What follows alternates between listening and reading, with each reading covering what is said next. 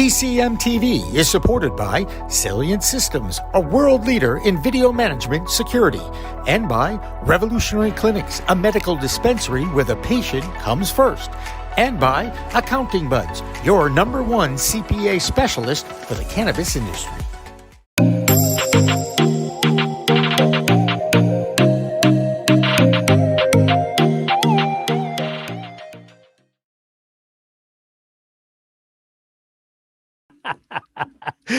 All right, we're here. It's Friday afternoon. Hi, everybody. Welcome to another edition of the Green Rush Live. I'm Jimmy Young from Pro Cannabis Media.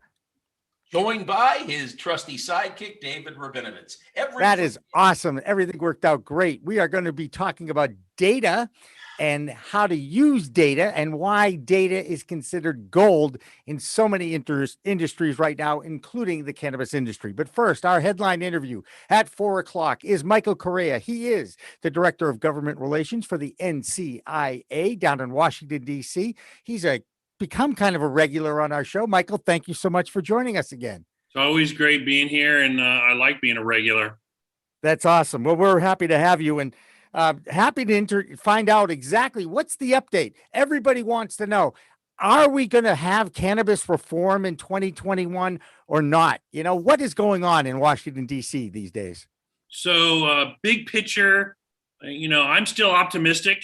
When the Georgia election happened in January and everyone's like, Democrats are going to control, cannabis reform's a foregone conclusion.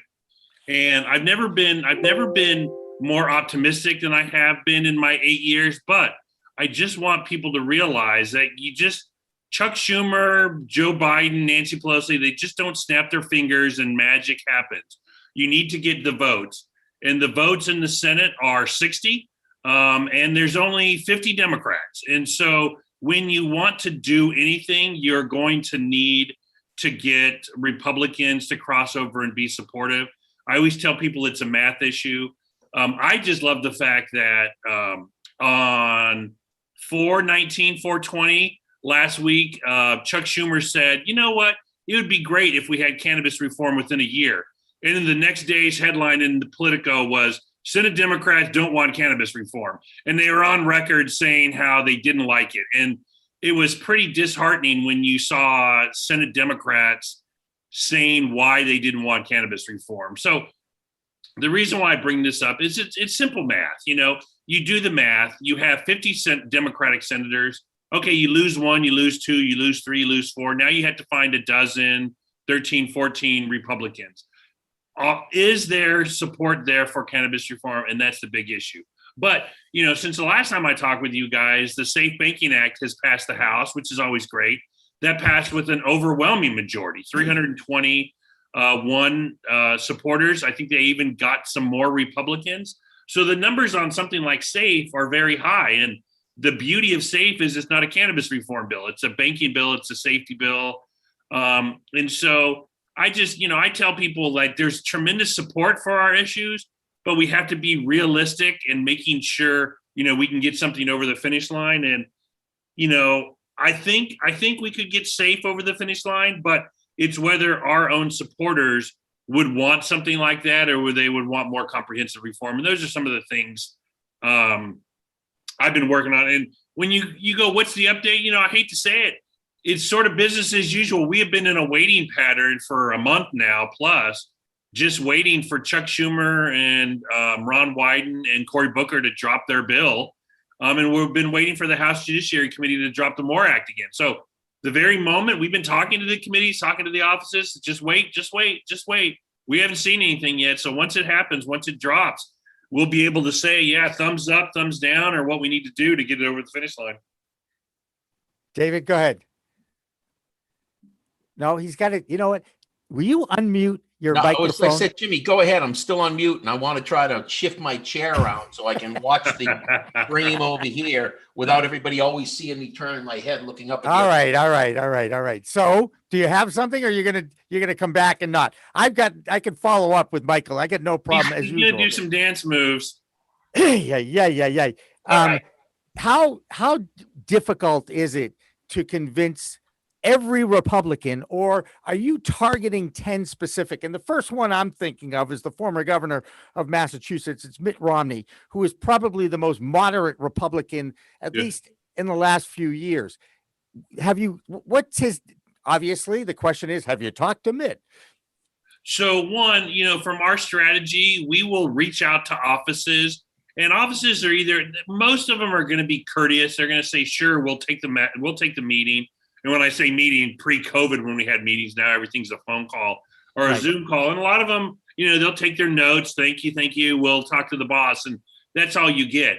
Sometimes they'll be more specific. You'll love this. We had reached out to a Republican Senate office to sit down and talk about the Safe Banking Act. And they had recently legalized in their state. We're not going to name the state, but you can guess.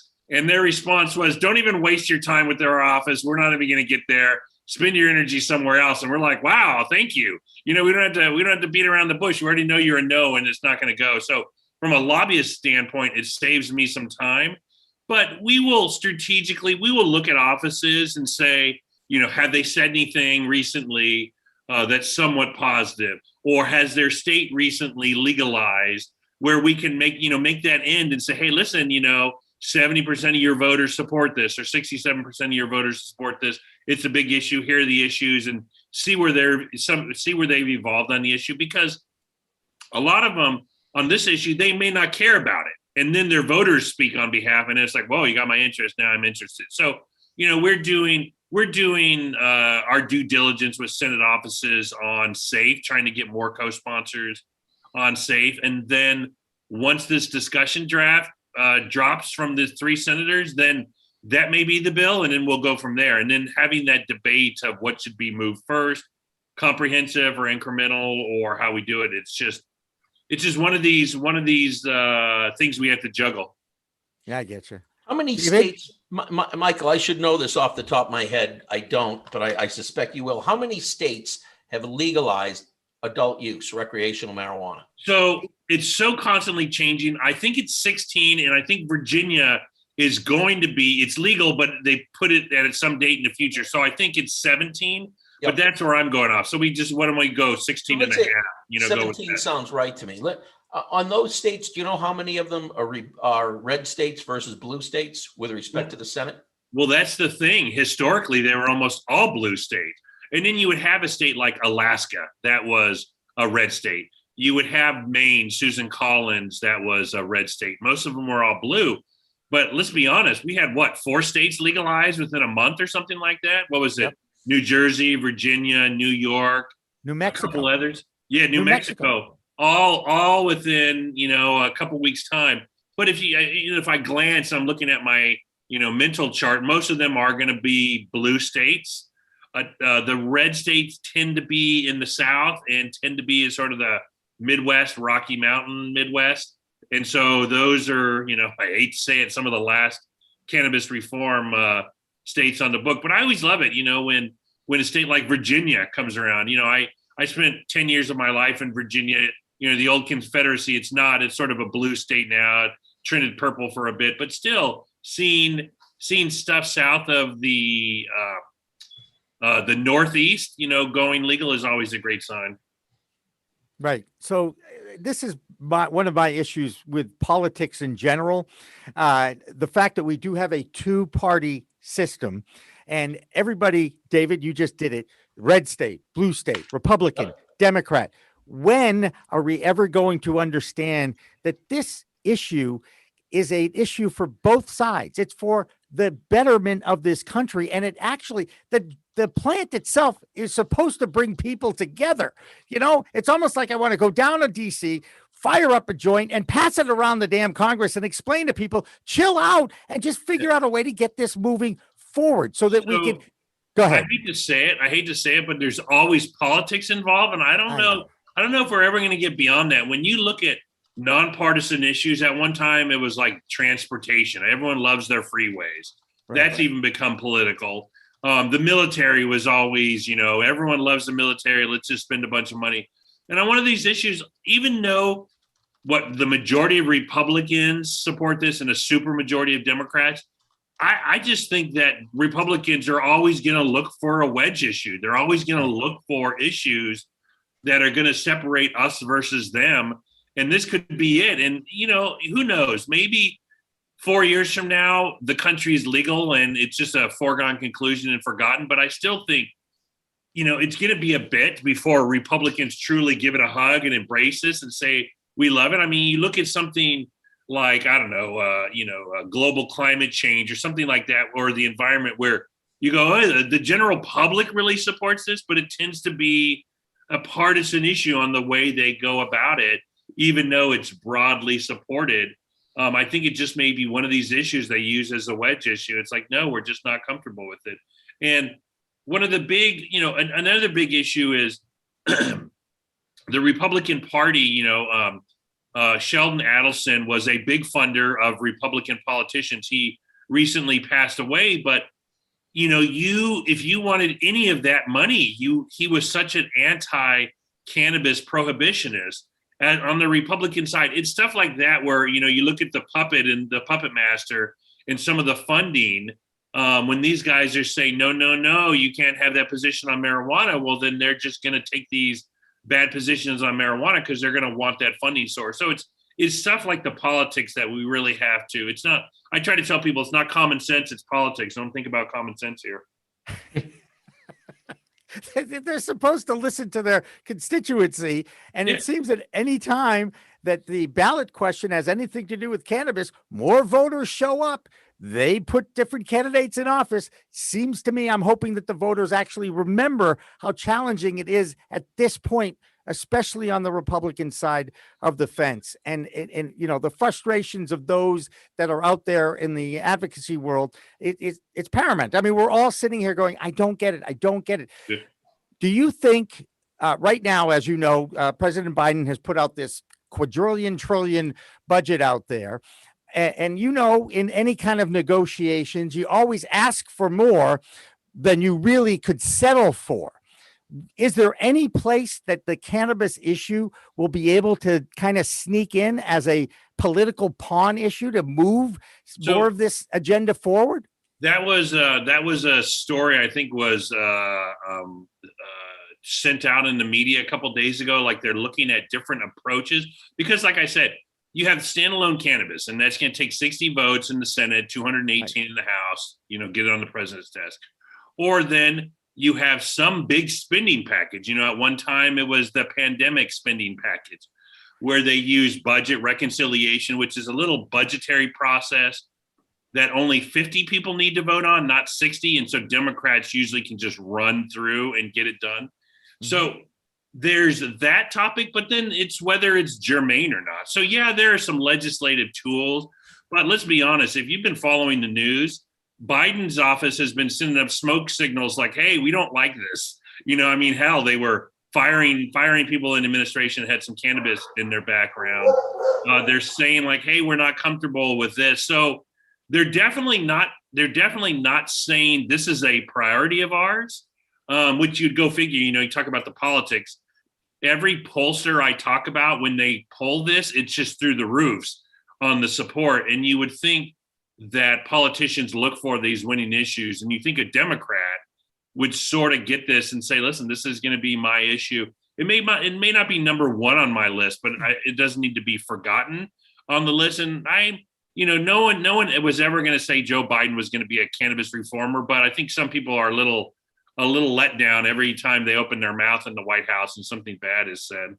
Well, think about it. It was part of their platform. You know, decriminalization was part of their platform. Cory Booker is a champion of social justice. He's trying to make sure that we can move this forward, at least in legal states. We need to get the people that are incarcerated out of those prisons and have a plan for them. Let's not just open up the doors and let them go out. Actually have some kind of a workforce development plan in place. I'm sure they're looking at this, but it bothers me. This is what bothers me about politicians. They'll say one thing to get elected, and then, as you know, it's like, well, you know, I'm not quite sure that's what we meant when we said it on the campaign trail. That's what drives me the most crazy.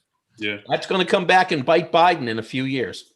Oh yeah, because hey, let's be honest. You know, where's all the energy with the Democratic Party? It's on the activist wing on the left. An election's coming up in 18 months, and those activists, all of a sudden, they're not excited about some of the platform and candidates. Well, they're not going to be as active, and you'll see. So yeah, I think it's dumb. I don't think he needs to be out there saying great things, but he shouldn't be out there saying horrible things on some of this. They should be definitely working on their message. And it is surprising. It is surprising the lack of knowledge with some of these people in leadership. You would think by now it would just have filtered through with society. I mean, Colorado was 8 years ago. It's not like this is just happening overnight. To just have a position on cannabis, what exactly your position is for a politician. I would think that every politician now would have a position on cannabis. I think every person in America has an opinion about cannabis at this point. America has already spoken. I mean, every time it's on the ballot initiative, it's more popular than any person running for office. So I think, and I remind people that in DC all the time, that listen, you're not going to find anything more popular. It's a great unifier. I wish we could be doing more events in DC, in-person events, because this is truly the great unifier. The biggest problem, I'm seeing is it tends to be a lot of the Republicans we deal with are crazy on this issue.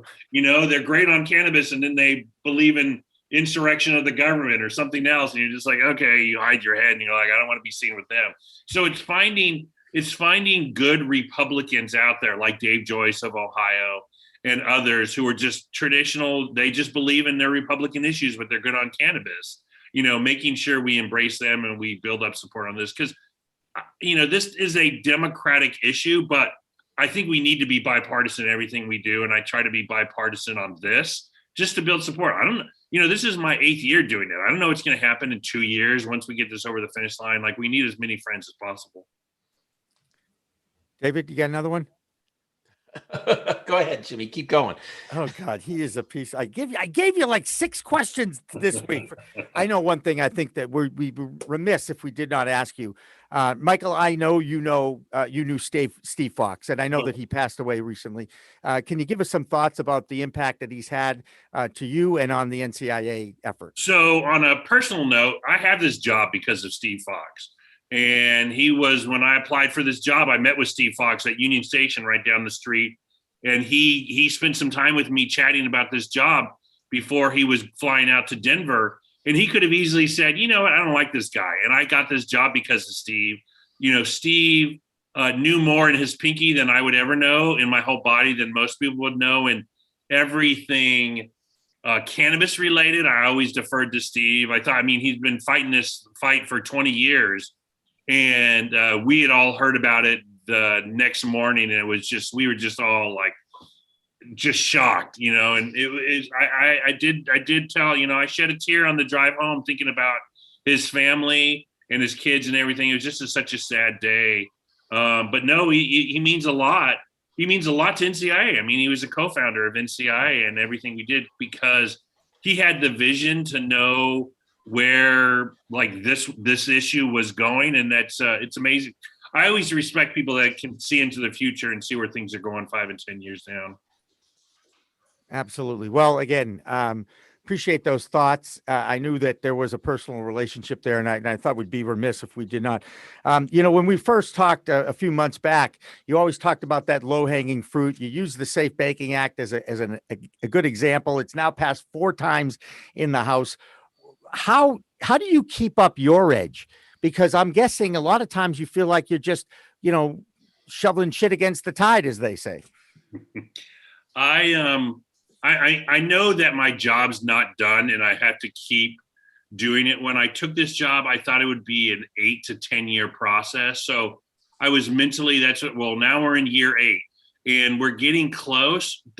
The frustrating thing with me is, for 8 years, I've said SAFE was a great incremental job or a great incremental bill to an approach to get us to a little more certainty. It's illegal at the federal level. States are going forward. Let's pass something like SAFE, and it makes it easier for the cannabis industry. Well, now we're talking about reform. Yeah, cannabis reform is great. Let's change the laws. Let's legalize it. Let's do it. But if the math's not there, let's go back to what is there, and that's SAFE. And I worry that are champions on the Hill are like, no, we don't want safe. We have to go more. Well, then we're going to get nothing. And so we have a meeting with Sherrod Brown's office next week. Cross my fingers. I hope it's a good meeting, and I hope, they're able to understand. But the story I tell everyone is if you pass safe, it levels the playing field for everyone. Small businesses, people of color, anyone that can get access to capital, it makes their job easier. So it's a great small business bill. It's not just for big, companies. They already have banking, so it's not for them. And then let's focus on the other reform and let's get to the hard stuff. So I don't want the narrative to be it's safe or more or safer, reform.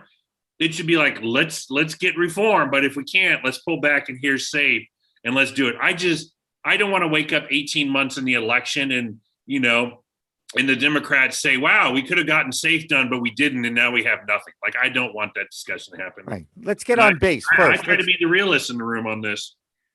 Let's get on base first and worry about scoring the run down the road. I think so too at this point. But again, I don't speak for the whole movement. I'm just giving you my opinions. That's what we do here on the Green Rush when we go live every Friday at 4:00. Michael Correia, as always, love talking with you. You're welcome anytime.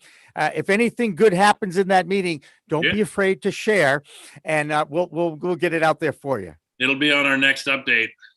Thank you. Thank you so much for joining us again. Enjoy you guys. Great. It is Good to have you. that time. Yeah. David, it is that time. It's the 4:20 time, right? It's that time on Friday afternoon. That time on Friday afternoons when Jimmy will tell us the history of the Waldos. He'll tell us about his favorite band from New Hampshire, and he's going to just lead us right into it. So take it away, Jimmy. So this is an interesting thing. I learned something this week from our friends at Rev Clinics about the history of 420 and of all things, the fact I had actually heard this before, but I was really just sticking to the facts. The facts are that there was a group of high school students at San Rafael High School that would meet at 4:20 at the Louis Pasteur statue, and they'd catch a buzz until law enforcement caught on, and then they started using public consumption of cannabis going on with that 420 code. The other story to this, how it got from this little group to the world is through one of my favorite bands, the Grateful Dead. And it had to do with one of the original Waldos, Dave, who was friendly with Phil Lesh, one of the original members of the Grateful Dead with Bob Weir, Jerry Garcia, and Bill Kreutzmann. And they are the ones that grasped onto that 420 and shared it with their followers. Now, David, what are the followers of the Grateful Dead called? Deadheads. Oh, yeah. You are hip, man. I don't care what anybody says. All right. In the meantime, let's listen to Jonathan Edwards and take our time out for Shanty. When we come back, we're going to talk about how data drives cannabis. We'll talk about that after this break. Don't go away.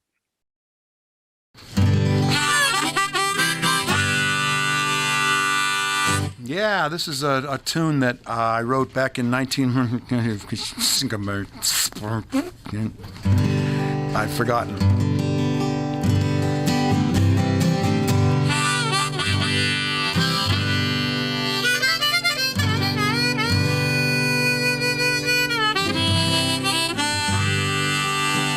We had a saying in our old band, one of my first bands in 1966 or so. What are you going to do tonight? Oh, just, like every other night, just going to lay around the shanty and put a good buzz on.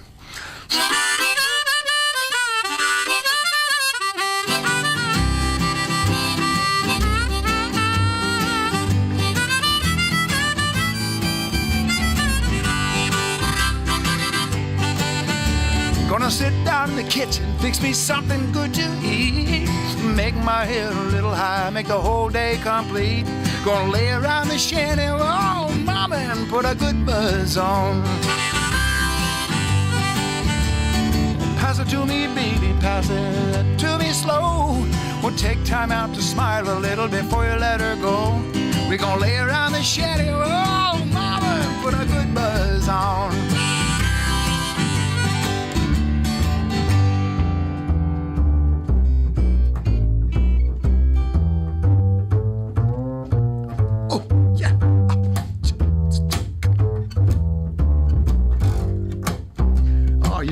You're on something. Go ahead.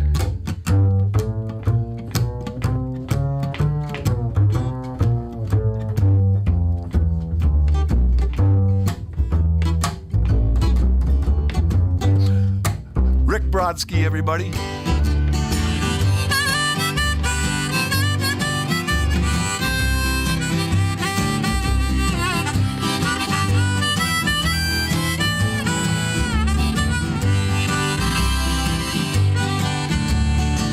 There's nothing to do and there's always room for more. Fill it, light it, shut up and close that door, baby. We're gonna lay around the shanty, mama, and put a good buzz on. Take it, okay.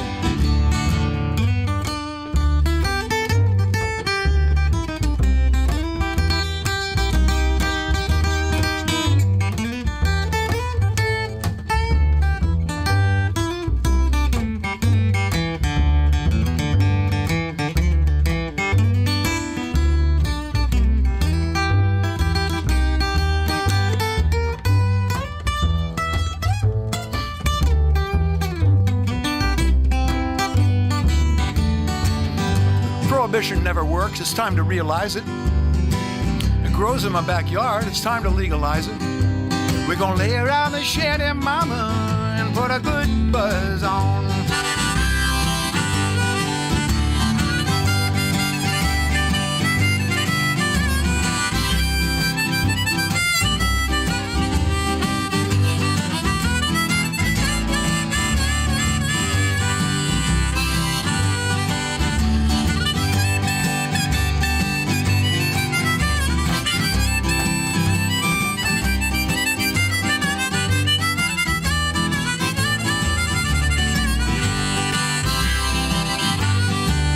I'm going to sit down in my rented car. I'm going to jam it into drive. I'm going to head on out and play at WSCA with Sean. I'm glad I'm alive. We're going to lay around the shanty, mama, and put a good buzz on every night and day. We're going to lay around the shanty, mama, and put a good buzz on.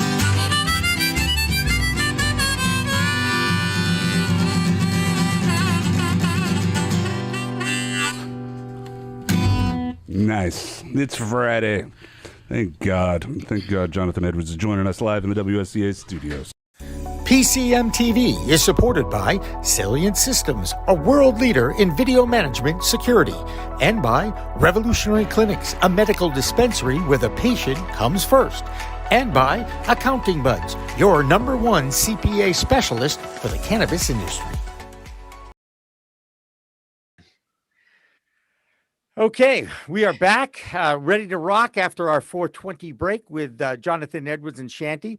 And joining us in our interview room for this half hour is Austin McDonough from Oregon and Hoi Polloi Advisory Group. And Austin, thank you so much for joining us here today.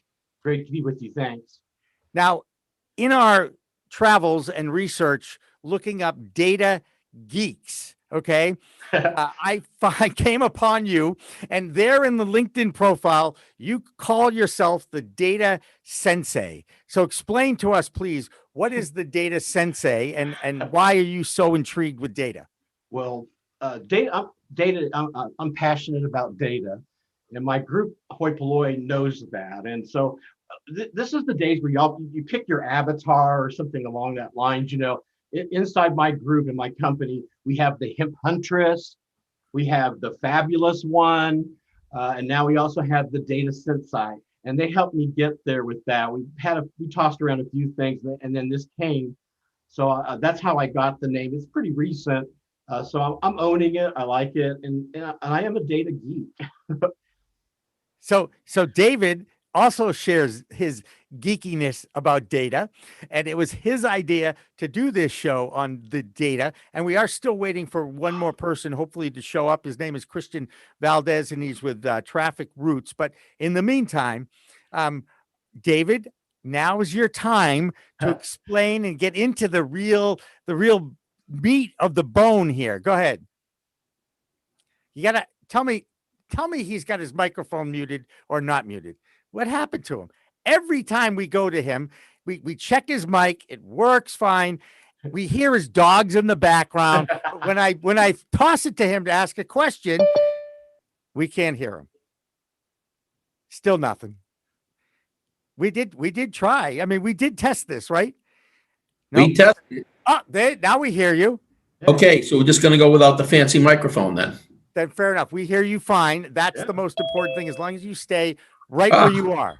Great. Well, Jimmy, before I jump into a question for Austin, let's welcome Christian. He looks like he's coming in. That's right. And we look forward to talking with Christian. Hey, guys. Is he there? I'm here, Jimmy. I can see you. Great. Right, but can we get your video on so you can join our video production? Let me put my makeup on. Hold on. Austin, there he is. Thank you very much, Christian Valdez. All right, so before we go, David, now that we have you on, right? We hear you, David. Say hello. Hello. Good job.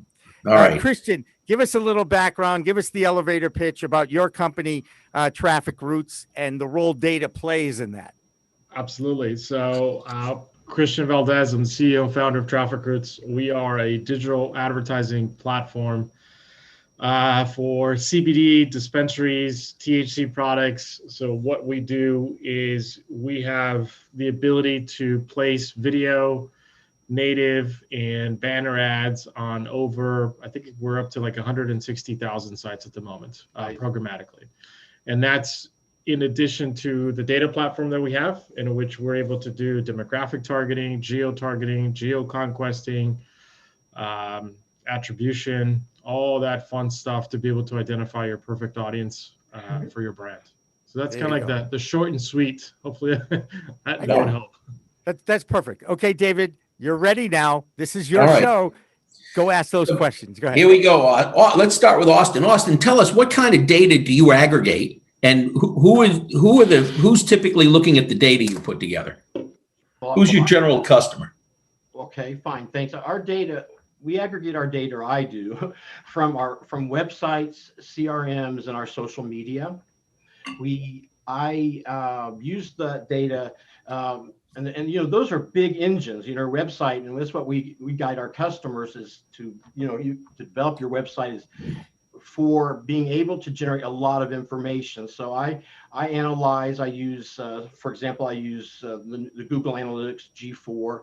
I'm a big fan of the new generation G4, and we can drill down and we can look at, because our website's all about what we say is education, edutainment, and enjoyable, and it's crucial for an advisory services business to get a lot of people come through and take a look.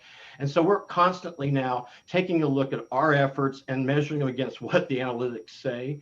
The same thing, I guide our customers, and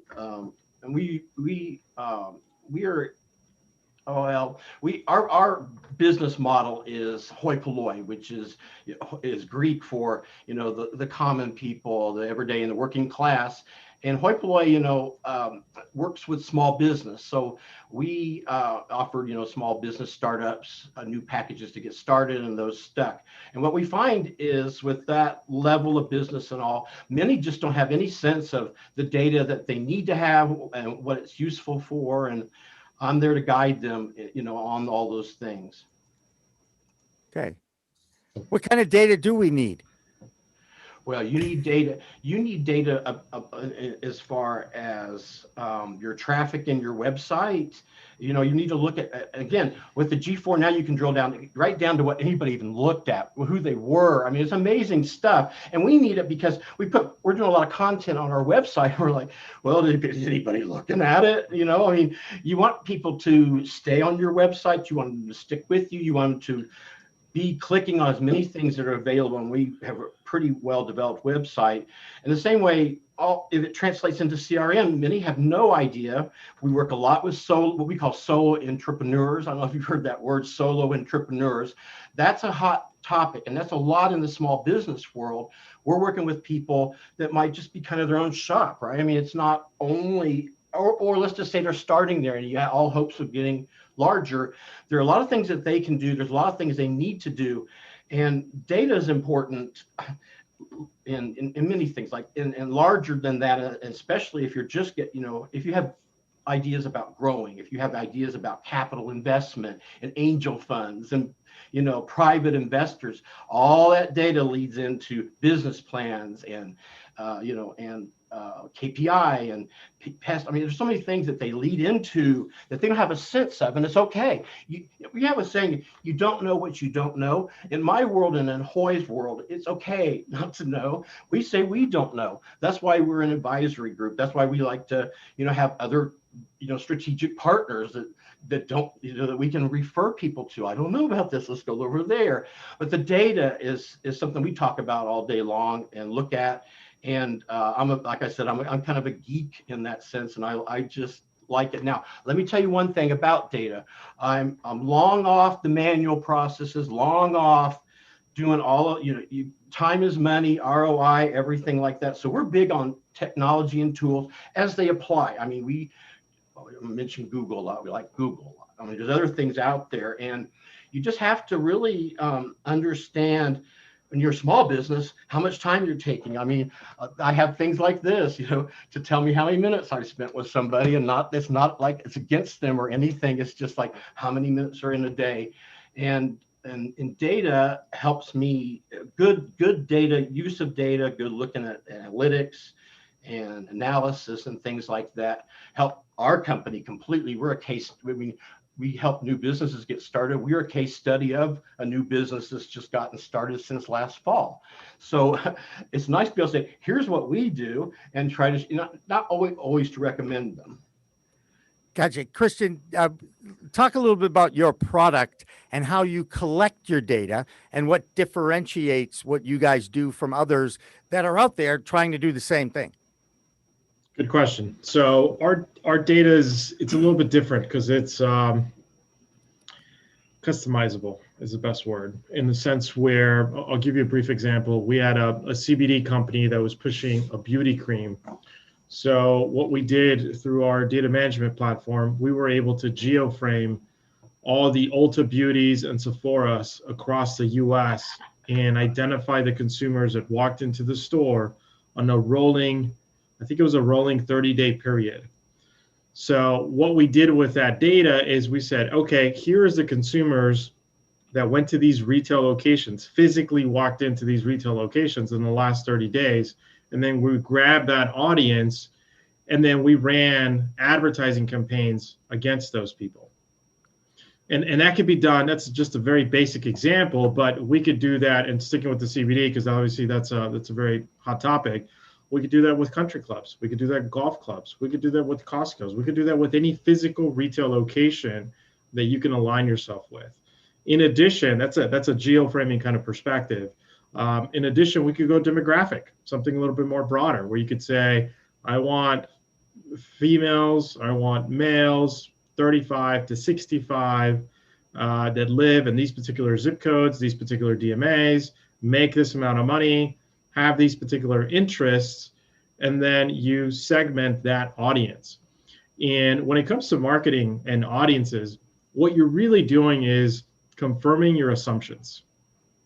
And what I mean by that is, you might think your audience is 45 to 65, but it might be different. And having that data, structuring the data properly to be aligned with your marketing campaign for your consumer to validate that is massive. Having the right checks and balances to do so is just as important. So on the data side, it's identifying, our data management tool is to be able to test your audiences, test your assumptions on who you think your audience is. And if you are correct, it's going to show results. It's going to show conversions. It's going to show engagement. And we track everything all the way from the video impression to the conversion. And we do utilize Google Analytics to determine time on site, bounce rate, organic increase from traffic, because they are correlated.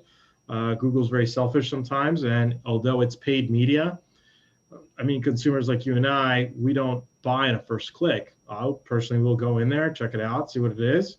I'll click out and do my research, type it in, go back, and then eventually make a purchase. But with that kind of flow, Google categorizes it as organic traffic, and it's not necessarily directly organic traffic. So what we look at from that data perspective is, what are the benchmarks before you started with us? What kind of organic traffic were you getting? Bounce rate, time on site, all those basic metrics. And then we basically present that to our agencies and our clients that we work with. And we say, this is where you are now, and this is where we're looking to get you, or look at the increase that you've gained from digital advertising and digital exposure. Advertising it's not a silver bullet at all. It's a process, and it's an ongoing process to refine and refine and refine what you're currently doing to identify your audience. If it was a silver bullet, Coca-Cola and Pepsi would have stopped advertising a long time ago. Exactly. Right. Long time ago. Go ahead, David. Your mic is on. Go. Jimmy, I'm learning right now. You keep going with the questions. Why is it that you come up with these theme shows and then you could constantly throw it back to me, right? To say, I'm like, okay, great, David. I mean, all right, I got more questions. Look, You keep going. I'll jump in when you're not doing a good job. Oh, please, thanks. Again, more pressure on me, but that's fine. Let's talk a little bit about if I'm a cannabis company. Let's make it a non-vertical dispensary, okay, in a legal state. Okay. And we all know that means plus 21 is the target because you can't get in the door without a plus 21 ID. Where would you start to identify what your typical customer looks like? Because to me, what's happening, and I keep hearing that this 50 plus demographic is the fastest growing demographic in the cannabis space, but who's creating the content to reach those people besides us, of course?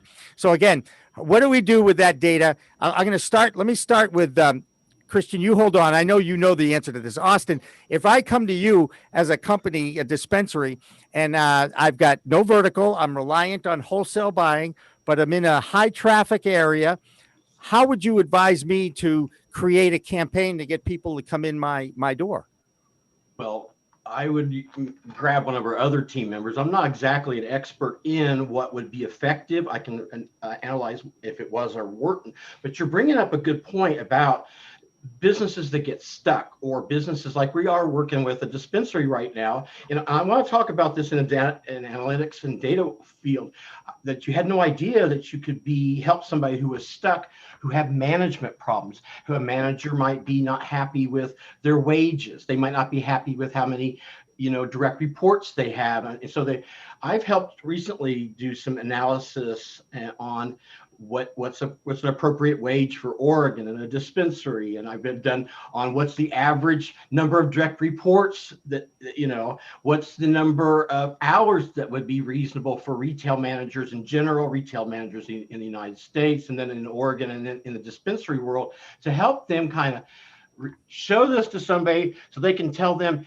you're paid real well in all these kind of metrics. And so that's one aspect I just did help, and I like doing those kinds of things. And I also do other things. So that's just one example from my own experience, how we use data, and they loved it. I mean, they were just and it was able to really help them, and it helped us get more business to do with them and later down the road, because they were like, wow, okay, this is great, and this really helped me. Right. And I'm guessing you have an idea of what your typical cannabis consumer looks like and their specific behavior. So Christian, I come to you, I've got a dispensary, I don't have a vertical, I'm reliant on wholesale. Maybe I have the biggest variety in the legal state that I'm in, and I need to get that word out. How can we use your tool to do that? Do you want me to tell you, or do you want me to show you? I can literally pull it up in 2 seconds here. It's on my other screen. I'll just screen share with you. Your call. You're the host. No. Actually, I may be the host, but as you know, the host is only as good as his director, and Dan would have to make you the host and let you share the screen. No, I think I could share it from screen, but I just want to make sure I'm not changing the dynamic of your show. You control your little quadrant. What'd you say, Dan? If you can, go ahead, Christian. How's that? It says host has disabled participating screen sharing. So no, I can't. Okay. He just made you the host, so now you can do it. Don't forget to make Dan the host again, though, on the way back. Will you please? Absolutely. Okay. So Are you guys able to see the screen? Yes, I can. Yeah. Dan, are we good? Yep, great. Go ahead. So we take a different approach in the sense where, as you can see here, this is Reef Dispensary in Las Vegas. So what we do is we'll geoframe and we'll create a report and send it to them prior to us working together. And what we do with this report, I think this is a 30-day, if I'm not mistaken, we're able to identify all the people that go to the dispensary. So as you can see here, there's been 12,000 unique people with a total visits of 33,000. And then Christian, we're able to go ahead. if you don't mind me asking, can we just scroll back up a little bit? Sure. So how do you identify that there were 12,274 unique devices? You're measuring what, cell phones that come in? Correct. Your beacon in your pocket. Got it. Okay. Yep. So therefore, we were able to identify exactly who's walking in. We can see the frequency obviously is approximately 2, more or less.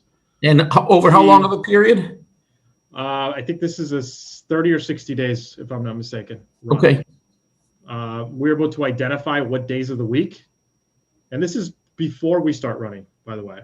So we're able to provide this report to them and say, this is a snapshot of who's going to your dispensary now. Wow. Because most of the time they don't know. So here you can see 5,000 people, 4,000 people, and this is on a weekly, on a day basis. So we can aggregate on a day. And then down here, we can actually go by hour.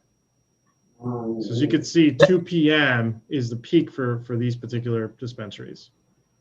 To the far right, we can identify what zip codes people are coming from, driving from to the dispensary. Oh, wow. So now, Go ahead. I got 30,000 questions in my head. I think that's pretty cool. That you track it by the hours as well. I track this kind of information in Massachusetts by the weekdays, and I'm surprised how very similar it looks to what you have for these 2 locations in Vegas.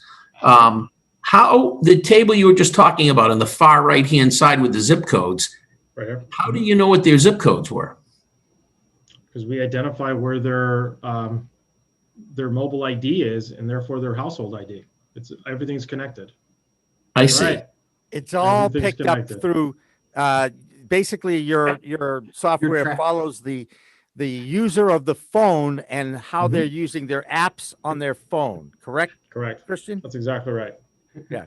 So See, I listened to you the first time we talked. I'm I learned something. I definitely learned something. But so the question I have for you is, if I'm a savvy mobile phone user as opposed to David and myself, okay? Austin, I just got to know you, so I don't know, but I'm going to guess you're more savvy than both David and myself. Can't I just turn off all my notifications, all my location things, and doesn't that immediately wipe out any place I go, or can you still track on the phone? I think there's still a way. I'm not a developer, so I wouldn't be able to give you an exact answer. But there's still a method of tracking, one way or another. If that's the case, throw your phone away. Go back to a flip phone. And even then, I still think you could probably track a flip phone, honestly. So, David, did you have a flip phone? Did you have a flip phone, David? Oh yeah, Jimmy, I still have a flip phone. That's They're not coming back. They're coming back. That's right. You guys remember the Razor? The Razor, right. They used to be one of my favorite flip phones. Now they're coming back, and they have a flip phone with the screen when you flip it up, which is great. Now, Christian, one of the neat things that you showed me on the demo when I saw this is your ability to literally target one side of a convention center to the other and send out different messaging to 2 different locations in the same building, right?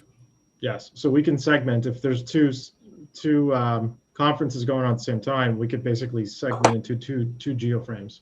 So just to provide a little bit more insight, you could go down to gender, children, no children, income. So you could see exactly what you're referring to. And as you guys were saying, 45 to 49, 50 to 54, you guys were absolutely right. Like, this is the majority of the traffic coming to these dispensaries. And this is in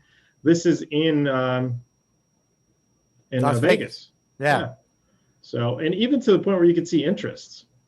This is a lot of the same information, but the bigger portion is down here. Wow. Charitable events, distribution, what kind of interest, media source.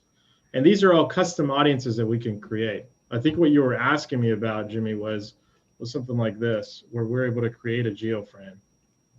Yeah, it's the geofencing that I found most fascinating. But I guess that a lot of people can do. Are there a lot of companies out there that do this, Christian? It's not unique to this product, right? The No, I'm geofence. pretty sure there is. Yeah. Yeah. The geofencing is not new. Look at this. Here we go. Here we go.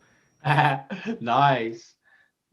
Austin, you like this, right? Oh yeah, of course. So we could basically say, okay, for this convention, it's only going to be in this wing. So then we could say, all right, block off only that section of the convention. Boy, And then I could go basically 12 months back and identify people in that area. So it's not forward, it's backwards as well. So I like it. Now, when you say, if you're going backwards, that means you had to have captured and retained the data, or you're going into a database somewhere. exactly right, both. Both. So, like, how is it that you're constantly capturing the data that's going on in there? Because you have a big beacon on your phone that's constantly transmitting, and everything is being archived from your cell phone company and your apps. But So we can identify longitude and latitude at any given time in the 12-month period back. But do you have hardware that is in place at the Las Vegas Convention Center? You have it in your pocket. That's all we need. So now the biggest question, the elephant in the room is, how much of an invasion of privacy is this being considered? And isn't there movements now to eliminate some of the data that's being captured by these phones?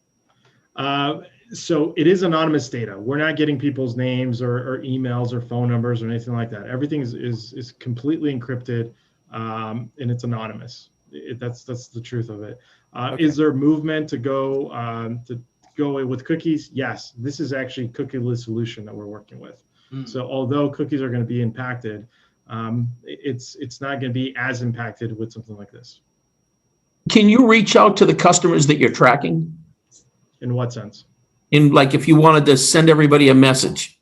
Yeah. No, No. because you don't have their cell phone numbers. Got it. Okay. That's kind of what Jimmy was asking about privacy. You don't have a person's name, you don't have a person's email, phone number, none of that. That's privacy violations.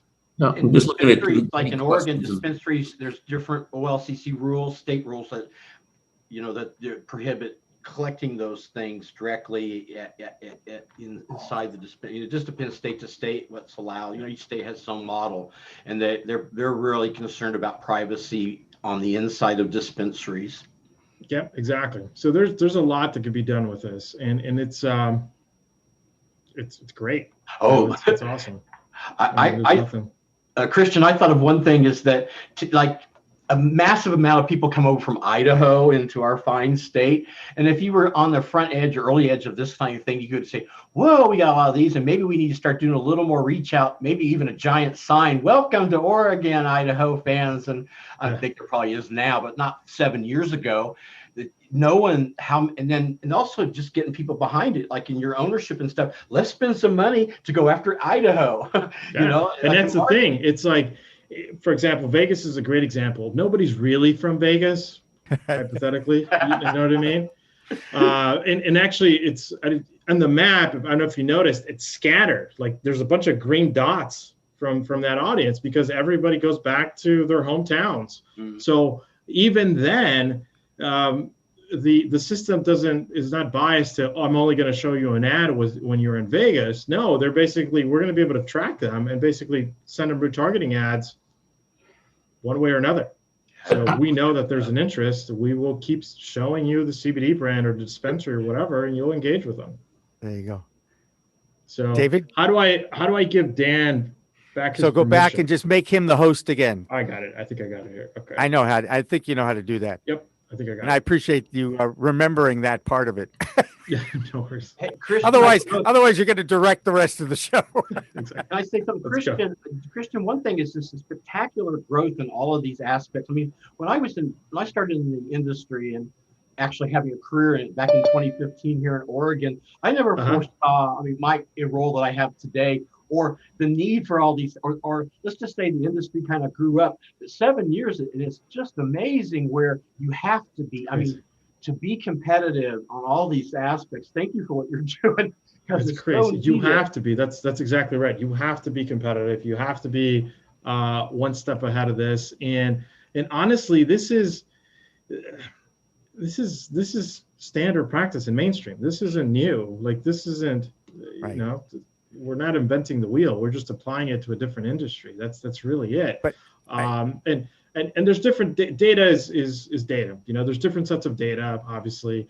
I know Gary Allen's going to join us later on. He's a good friend of mine, and he also has some data that has a different perspective on it. But, you know, you have to be able to test the different sources of data to see exactly what's working for you. I think testing is the key word when it comes to data, aggregating. That's you're just learning who your client is, and you're learning what to do with it and how to optimize it and how to maximize your marketing dollars.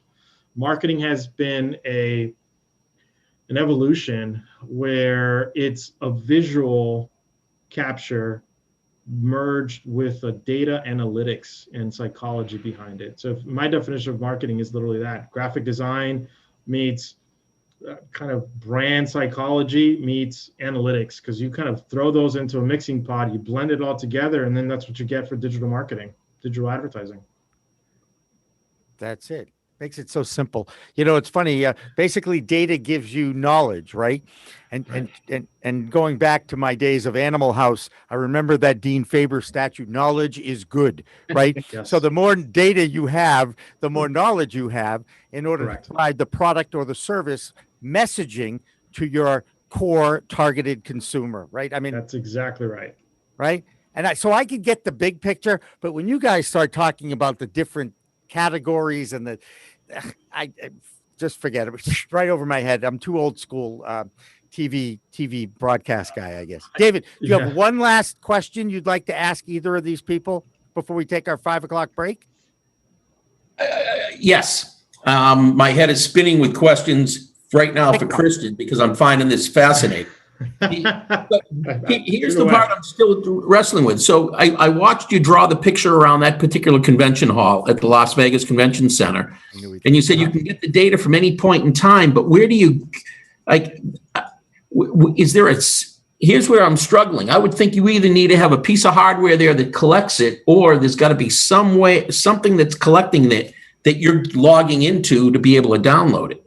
Well, that's what I'm saying. Your phone tracks everything. Your apps archive everything. That's the but truth. How are you able to capture that data if it's in everybody's phone? Well, no, there's a central database where all that goes to, and there's different data partners that come in. So you have location targeting, you have, you know, audience targeting, you have demographics. You blend it all into a big bucket, and you filter out what you need. That's exactly what you're doing here. You're filtering. You're filtering based on data points. There you go. Does that make you feel better, David? Will you be able to sleep at night? Now I understand it. I still think it's fascinating. It is. I told you, I'm really glad, Christian, that you grabbed hold of control of the show and put it up there, because that's a great demo. I knew it would open up David's eyes. It opened up my eyes, and I was fascinated by it as well. But you know who we have coming on. You just mentioned your friend. Is it Gary? It's Gary Allen, right? Yeah, Gary Allen's good. You know, I know Chris Walsh as well through just, you know, industry Chris Walsh, stuff. But yeah, the CEO of MJ Biz Daily, is coming on with us as well in the next hour. So I want to thank you both for joining us today, kind of getting this whole data thing off the ground. And now we'll see where we go from here. But for Austin and for Christian, again, thank you so much for joining us. David and I will be back with a whole new room of guests after this break. So don't go away. The Green Rush Live continues after this. Hi, Jimmy Young here, and I have to ask you, are you secure? If you're in the cannabis industry, you have to have security for your grow facility or dispensary. And we are so happy to welcome Salient Systems to our group of supporters. You get to call their rep. His name is Ben Shower at SalientSys.com. So don't even wait an hour. Call Ben Shower at 413-333-7974.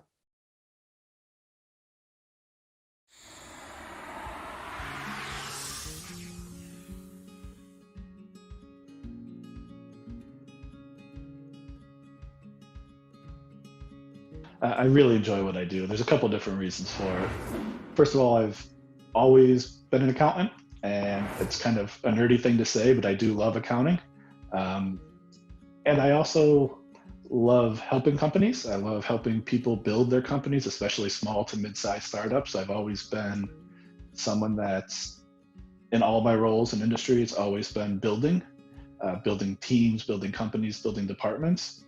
And to be honest, I love working for myself and owning my own company. So I love what I do every day.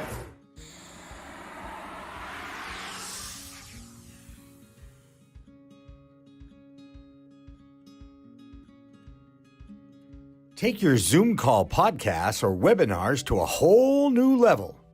Nurse Mark and the Green Nurse Podcast. We are here. That's right. PCM can animate. PCM TV is supported by Salient Systems, a world leader in video management security, and by Revolutionary Clinics, a medical dispensary where the patient comes first, and by Accounting Buds, your #1 CPA specialist for the cannabis industry. All right, welcome back to the Green Rush Live. We're here every Friday at 4 p.m. Eastern, which, as we find out, is 1 p.m. Pacific time. And we're so happy to have another group of great guests for you. Who's my co-host? I'm Jimmy Young from Pro Cannabis Media. Now, who are you? The guy with the red shirt. David Rabinovitz. That's who you are. That's right. Would you like to introduce the rest of the room? I think we're still waiting to see Chris Walsh pop in here, but after all, he is the CEO of MJ Biz, so he's really busy. Not that no one else in this room isn't, but come on. Go ahead, David. We've got a great audience, or rather great audience. We do have a great audience, but we got great panelists. We've got Connor Yost, who's been with us several times in the past with Nucleus One out of Maine. They're also on the West Coast in Boston and now starting to get some traction in New Jersey. If you don't read their reports on the various states, you should be doing so. Gary Allen with New Frontier Data. Gary's going to walk us through a lot of the kind of data they aggregate, how they pull it together, how you can use it, what it's good for. And we've got Janelle, and the MJ Biz Daily Factbook. Go ahead. MJ Biz Daily Fact. All of a sudden, I had one of those just voids in my brain. It's called a brain fart, David, and that's what talk show hosts are designed to fill in those blanks. So whenever you have a blank, I'm happy to fill in that. And we let you do that a lot because I have a lot of blanks. But anyway, the MJ Factbook, if you want to know what's going on in the industry and you don't read the Factbook, you really don't know what's going on. And then hopefully we're going to be joined by Chris Walsh, who's the editor of Actually, he's the CEO, not the editor. Editorial director, however, is Janelle. Right. Okay, that's what you meant to say. What I meant to say is the CEO of MJ Biz. Okay, fair enough. You were right then. All right. So I'll tell you what, let's start. I've given the quick introduction, but Janelle, let's start with you. How about a quick introduction for the audience? Okay, great. As you said, I'm the editorial director and I oversee all of the data products at MJ Biz and have for roughly 3 years. And so I've seen a little bit of evolution in this industry as we've rapidly evolved over the last several years. And MJ Biz, obviously, we're involved in so many different aspects of providing information to the industry, from the MJ Biz Factbook to our website, MJ Biz Daily, to everybody's favorite event, MJ BizCon, which is happening again in October. Yes. And I haven't booked my flight yet, but I will be soon. You know, we've all come through a very difficult year, no matter where we are. We've all been affected by this pandemic. And I just got invited to the first cannabis event in person that's coming up in a couple of weeks in Portland, Maine. Connor Yost, Nikan's going up there to do some kind of a seed festival. So we're going to come up to the, it used to be the expo, the Portland Sports Expo. I don't even know what they call it anymore. What do they call it? It's like the Portland Sports Complex or something like that. I think it's the same thing, and I think it's just the expo there in the parking lot. They used to do high school basketball games in there, for crying out loud, in the 80s. You know, I think there's going to be a good turnout for that. I think everyone wants to go to these type of events now, and finally there's one. It'll probably be packed. That's right. And I think it went from outdoor to indoor now, but they're going to do the social distancing. And hopefully by that time, most everybody will be vaccinated twice. So I'm looking forward to that as well. Gary, tell us a little bit about New Frontier. Go ahead. Well, hello, everybody. Janelle, nice to meet you. Connor, also nice to meet you. And Jimmy and David, haven't met you either. So thanks for having me on. Gary Allen, I'm the Chief Executive Officer of New Frontier Data. We also are a little busy once in a while collecting data and reporting on what's going on in the industry, but you've caught me on a nice Friday afternoon. This New Frontier Data, our charge in the industry is really to vet and make understandable everything that the industry has to understand, from the supply chain to the consumer to agriculture to manufacturing, and obviously investors, researchers, and analysts throughout the industry, both in our market and for a long time, for about 7 years now, out in the mature market as well. Making sure that people understand that the cannabis industry, while nascent in many areas, is interesting because now we have 41 markets in the United States that all have to create their own individual market. And without people like Connor, or without magazines and the information and the business guidance that MJ Biz has provided forever in this industry, we've all come into the industry through MJ Biz. It really takes a village. And so we gather information from about 100 different partners inside the industry, about another 100 partners outside of the industry. And we try to make that information understandable, insightful, and actionable.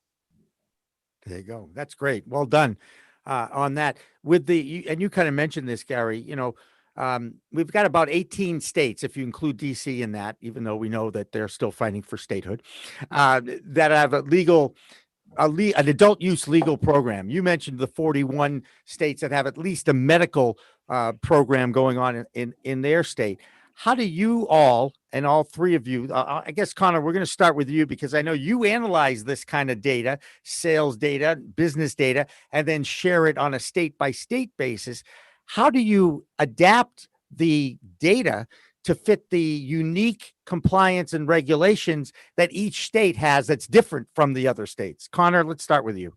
I mean, yeah, and it's more than that too, because there's only so much data available in different states, right? So in, somewhere like Mass, we can get a ton of it. It's great. We can put out, really detailed reports, but then, I've got clients and people asking me to, create reports, or even the public reports that we do on other states that just have nowhere near as much, public data, or even it's even difficult to get, primary data and doing our own research. So to be able to then, adapt to that and then kind of, use what's available to tell the story and kind of publish the reports that we want, or kind of, a custom analysis for, a client who might be trying to go into one of those states. It's challenging, and you kind of have to take what you can get and then, make the most out of that. And, and then, sometimes there's some assumptions that go into it and things like that. So it can be challenging, but, we typically, do our best to try to be able to tell that story, with what we have. It's all about telling the story with facts, or in this case, data. David?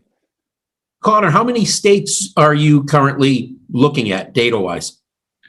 So for the public reports that we're doing obviously, Mass ongoing. We just released New Jersey. We have some going in Maine. We kind of have something that we've started in New York. So, and that's, kind of our core Northeast market. So we're doing those, but then we're, on behalf of, specific clients and projects like that. I mean, we just did a big kind of, private report and publication in Texas, which was, something that was used to help push forward the, what just went through the legislature there.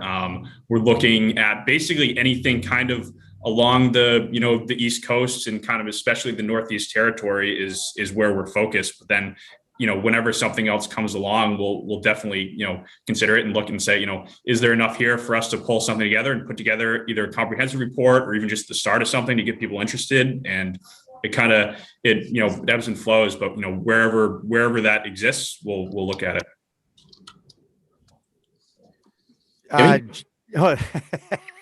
Janelle, I want to ask you about the Factbook, because when I heard that you were one of the researchers on this and putting all these facts and figures together, I see you in a room somewhere just with stacks of paper or access to the internet and poring over. How do you decide what's in this book, or the fact that you already have a baseline every year, updating it makes it a little bit easier? Can you walk me through the process?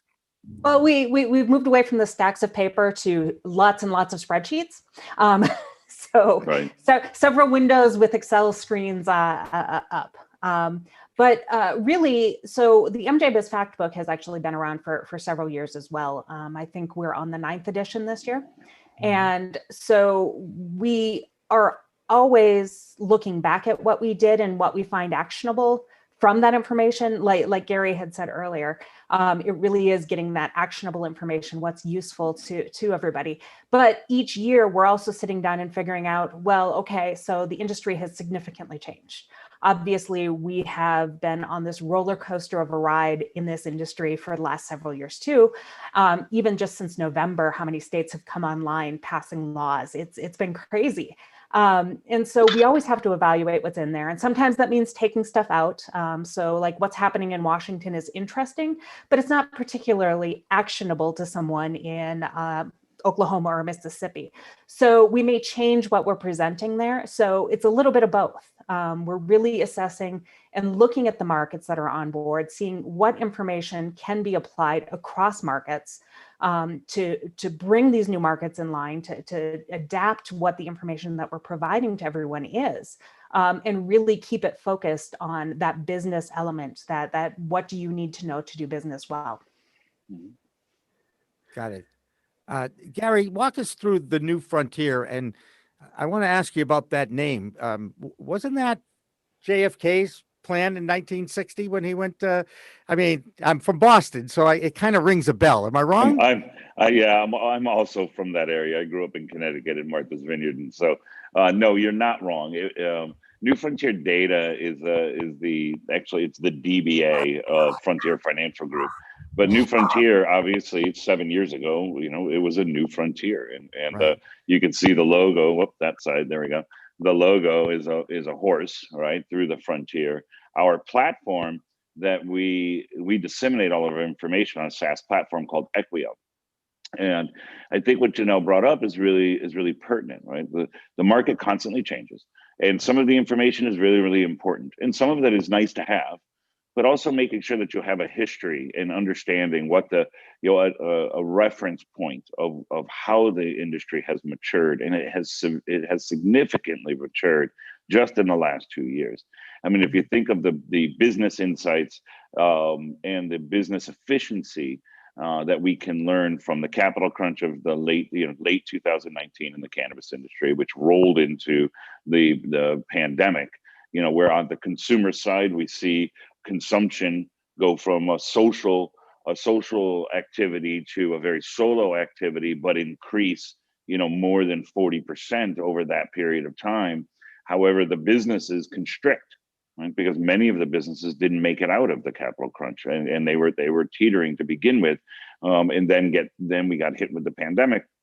And so what you have left over, what you really are seeing now is not only on the data collection and data reporting, the things that we do, and obviously Connor, contextualizing that data for his clients and for that company's clients.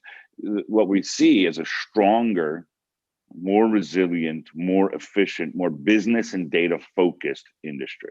And so the MSOs that everybody have been excited about over the last couple of years are now, they really have realized that coming out of the last 18 months or so, for whatever the market conditions were, that data, business intelligence, contextualization, and understanding of the markets that they're going to operate in are paramount. And no longer can you kind of do the Ouija board direction pointing that we saw, in the New Frontier, 7 years ago. So I guess the question, you mentioned the MSOs, there's still a great movement in the cannabis space for opportunities for those who have been most impacted on the war on drugs, the social equity initiative, the economic empowerment initiative that's out there. David works with these people in Massachusetts all the time.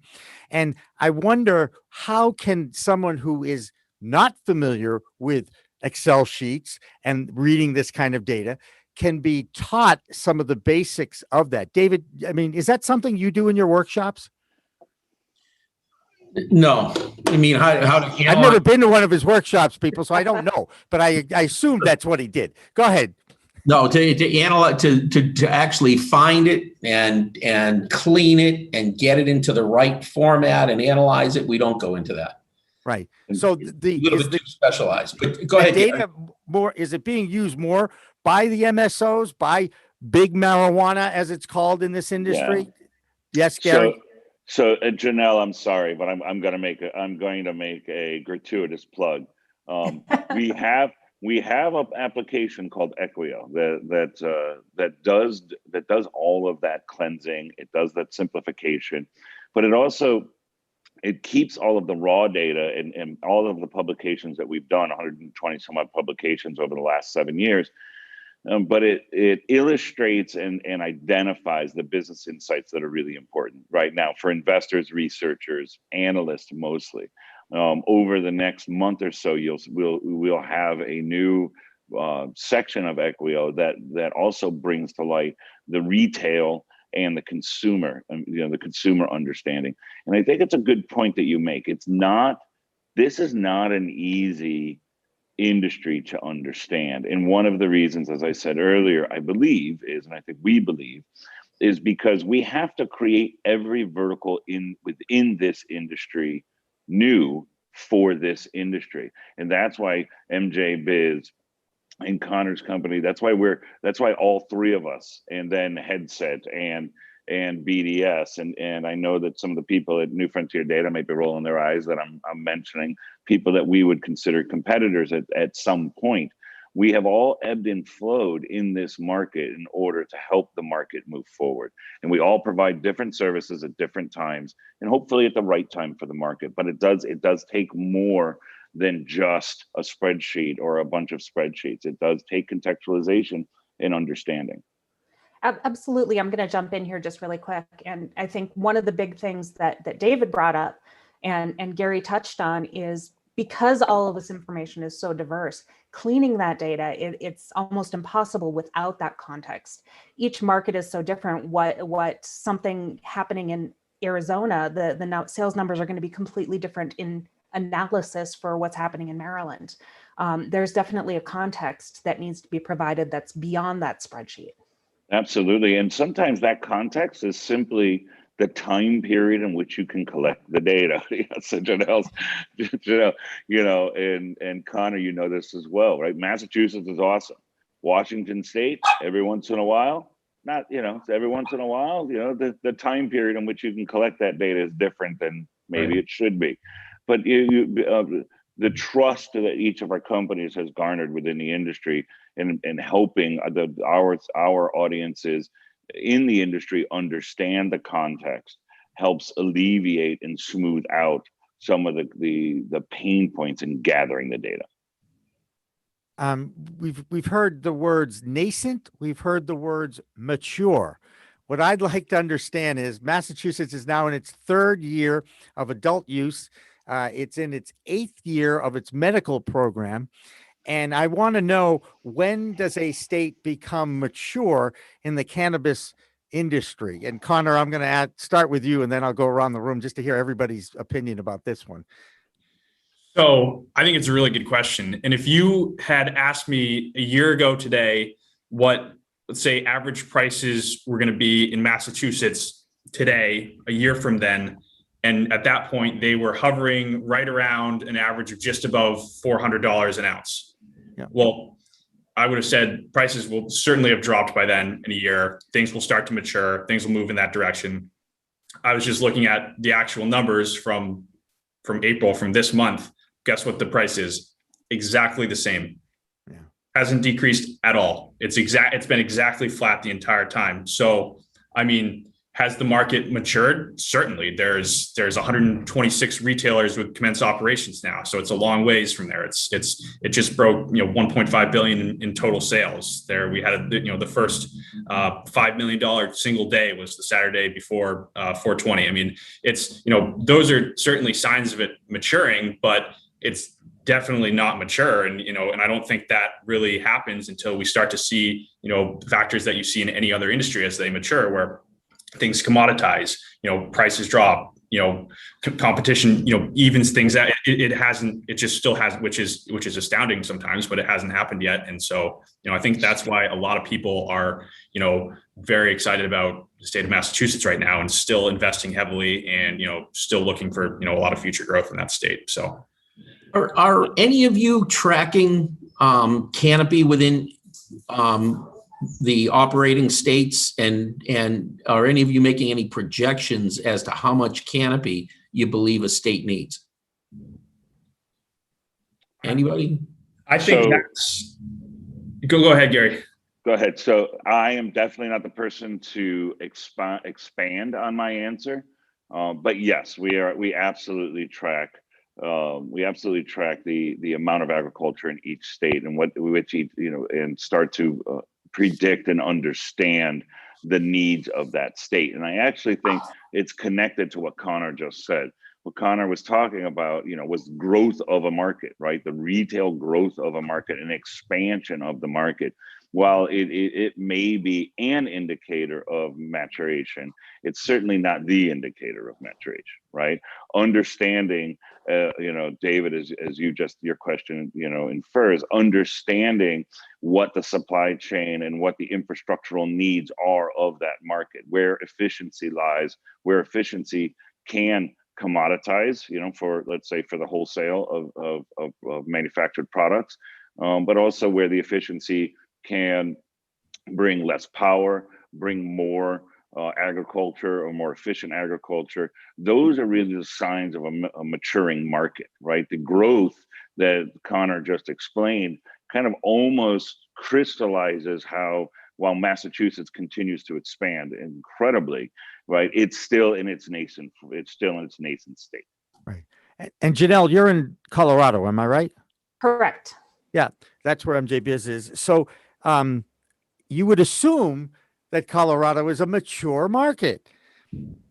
Those of us who assume, that being said, you guys just got delivery approved. Am I right? And, Yeah. Well, partially. Yeah. Certain cities are approving it, and the state is starting to go in that direction. There's still a lot of stuff to be figured out on that as well. But as the word that Gary mentioned that really is missing from a lot of the maturity conversation is really that infrastructure piece. It's as a legal industry, it lacks an infrastructure, a consistent supply chain in so many of these markets.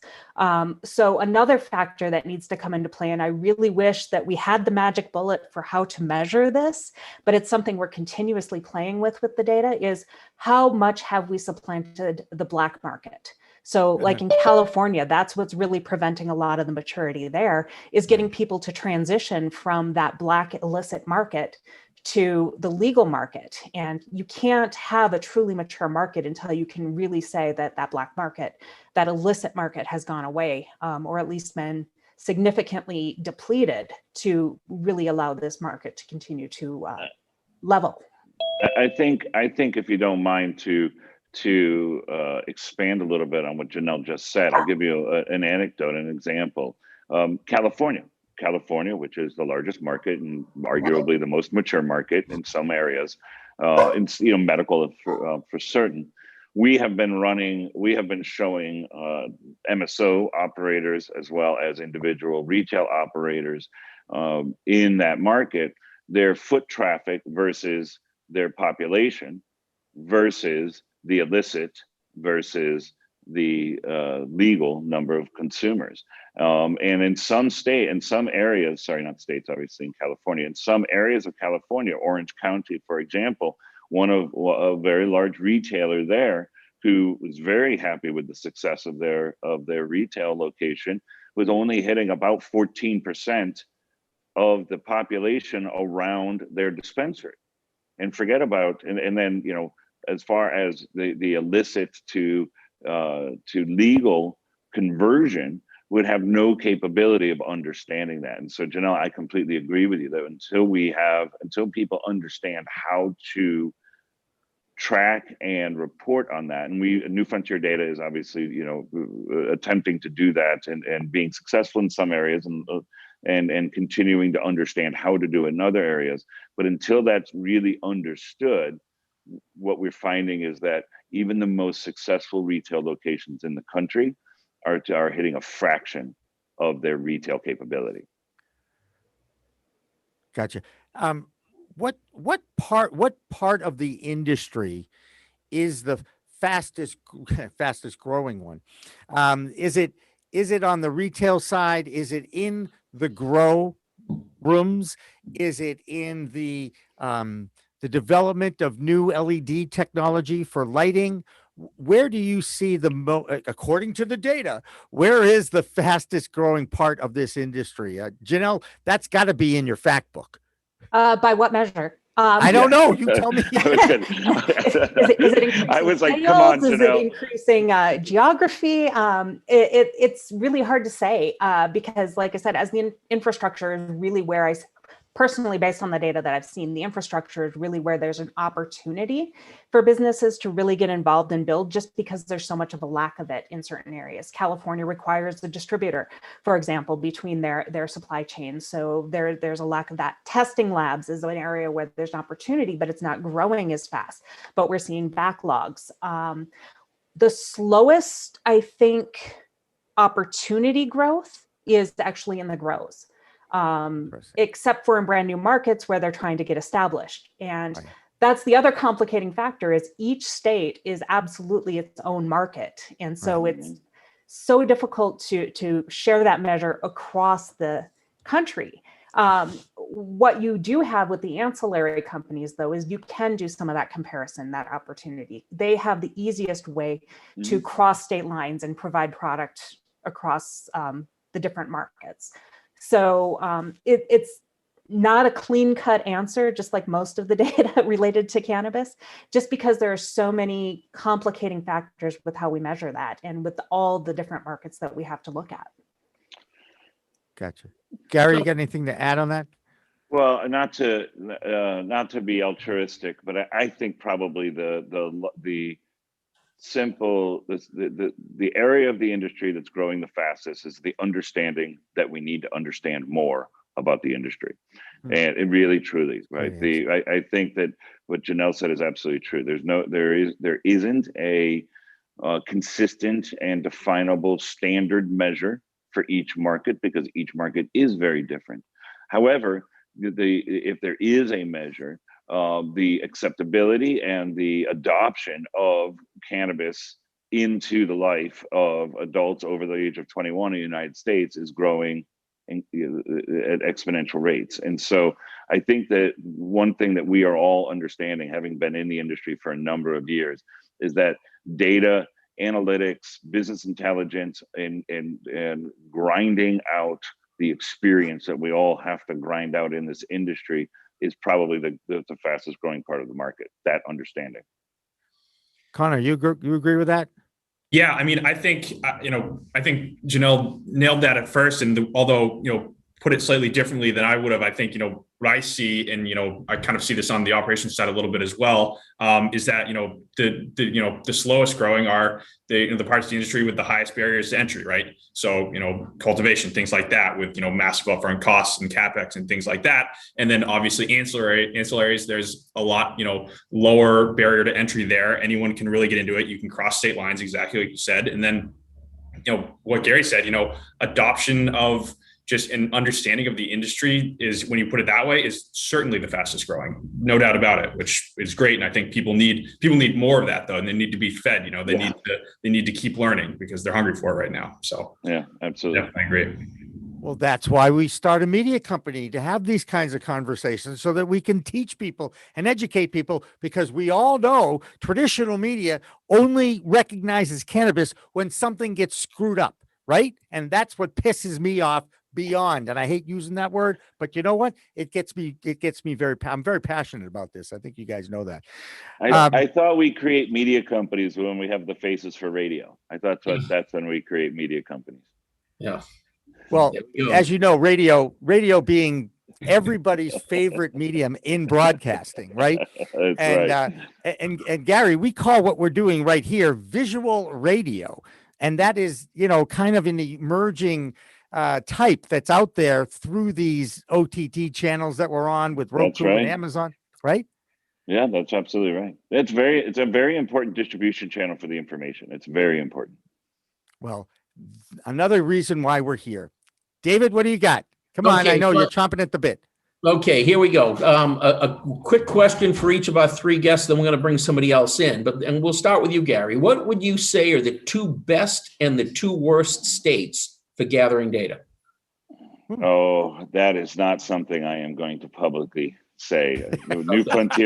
New Frontier Data is a good partner of all of the states that we collect data from, and we appreciate all of the data they provide us. All right, so I won't put anybody else in the spot on that. Then we're going to bring in one of our audience members, Trey Williams. Trey is a fellow data geek, appreciation of data, and he's got a few questions for you.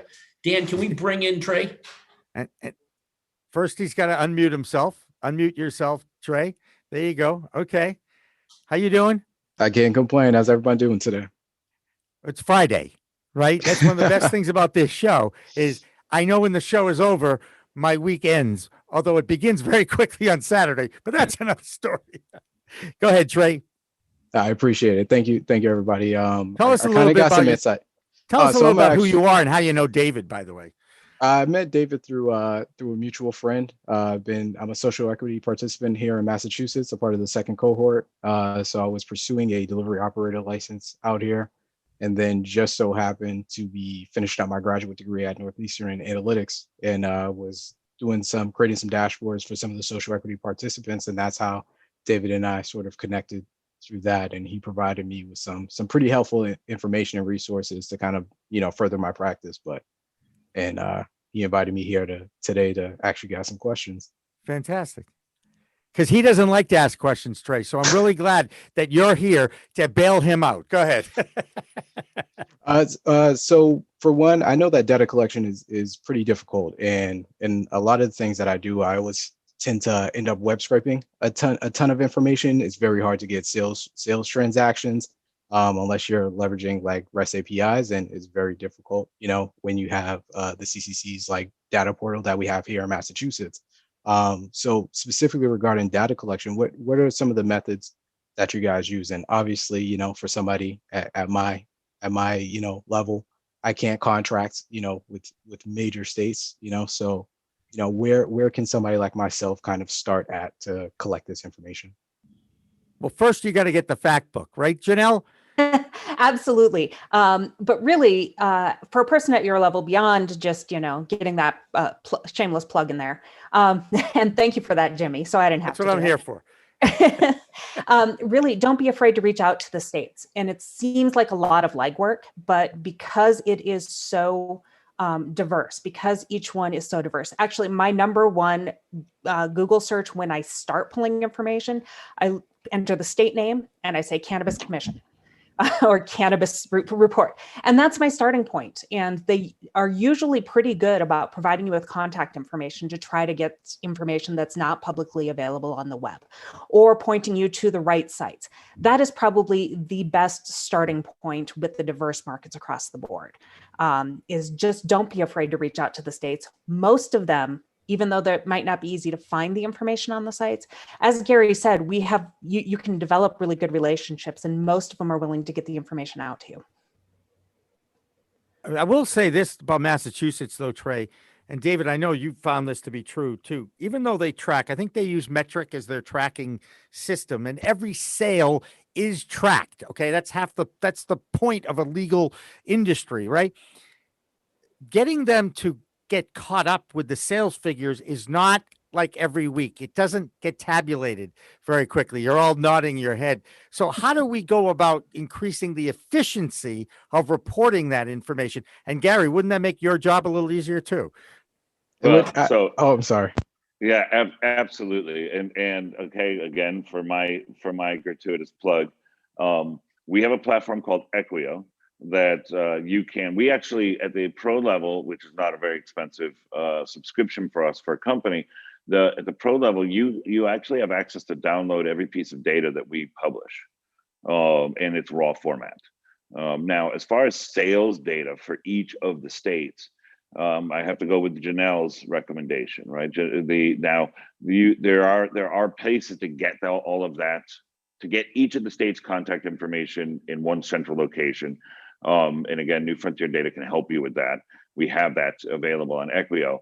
But outside of what New Frontier Data does, you do kind of have to establish a relationship. If you're going to go state by state, metric, what Jimmy said about metric is very valid, and it's not just metric. So I don't want to sit here and kick metric in the knees. It's all of the seed to sale systems that the markets that rely on seed to sale systems to publish their state data are usually a little bit behind, right? Markets that take the seed to sale data, scrub it, and publish it themselves are usually more timely. And that, I know that sounds counterintuitive because there's an extra step, but that extra step is really, really important. And Janelle and Connor will both shake their heads because we've all said a couple of times, and as you know, scrubbing the data is the most important part.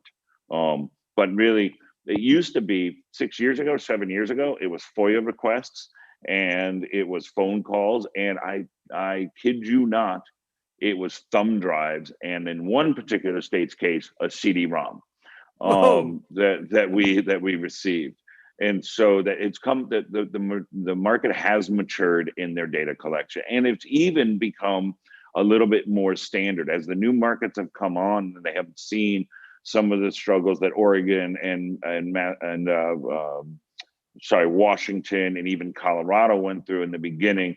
They've made that a little easier. So, you say at your level, you're coming into the industry at a level that's much higher, if you will, than when we came into the industry a few years back. So it should be a little easier for you. Okay, Trey, you got another question? Go for it. I know I could go to you because I'm not going to go to David. Go ahead. Okay, so thank you for that. And so, it does sound like it's just a little bit of outreach on my end in order to collect some of that data. And then regarding like data governance, so, with poor collection and then also validating some of the data that you are collecting, what are some of the methods that you guys use? Methods, guys, methods. Not thumb drives. Janelle and I are not going to be sharing this information right now, most likely. So that's why she and I are absolutely closing our lips. We're smiling, but it's probably not information that either company wants to get too detailed into. Okay, yeah, I'm just saying because as somebody that Janelle, is that fair? Is that fair, Janelle? That is absolutely fair, especially not in a public forum. However, feel free to reach out and throw some questions at me after the show. Okay. Yeah. And we're always open to helping young analysts especially, gather their data and help them. So yeah, because I have some ideas about creating recommender models using NLP and different stacks, and there's different forms that you can utilize in APIs, but it's very hard to collect some of that transactional data. And the product catalog is very useful, but it's again, you're kind of stuck to web scraping, right? So web scraping. That's a new, I got to admit it, guys. I don't do a lot of web scraping. I do web searching, but I don't know about the scraping part. Certainly learning about that tool as well. Connor, where do you get most of your data from the States too? Yeah, I mean, at least for the stuff that we're republishing and making these reports out of, certainly coming from the States, we are also doing web scraping as well and things like that. And then, sometimes we're even doing a little bit of surveys and, a little bit of kind of primary research, that type of thing. And I think we have probably a little bit more flexibility than Gary and Janelle in doing that type of thing. And then, then we have stuff that obviously would never, publish and can't be made, public or anything like that. But we're lucky, kind of in the validation that we have a lot of clients that are just, operational within the industry, and we, are able to see, what's happening there. But, obviously none of that is ever public or anything like that, but, can kind of validate, validates our projections and our assumptions and things like that. So. Oh, and yeah, absolutely. Those relationships that we've built in the industry help keep us in check, really give us that on the ground. Does this actually make sense? Because sometimes when you're cleaning the data, it really becomes hard to say what is relevant, what isn't relevant. And you do need to check yourself as a data person too. Yeah, Okay, we have sorry, real quick. One thing I will tell you that we have kind of two levels, right? We have our data scientists and our tech that gather the data and do that first level or of analysis or the additional analysis. But we have a large and credentialed research team that's there for that contextualization. And when you start cleaning the data, as Janelle said, and the data, all of a sudden what you thought made sense no longer makes sense when you take out some of the garbage that you get. Having more eyes, more experience, and then having, again, the data scientists to help you or normalize that data is really important. And so it definitely takes a team of people that understand that understand the question you're trying to answer, but aren't going to create data to answer that question. Okay, I got a question, and I've been searching for this now for over a week, and it's a little frustrating, but I certainly, now that I've heard all the challenges to collect this data, I understand why it's not like at the fingertips. How much weed was sold on April 20th? I have yet to see a total figure.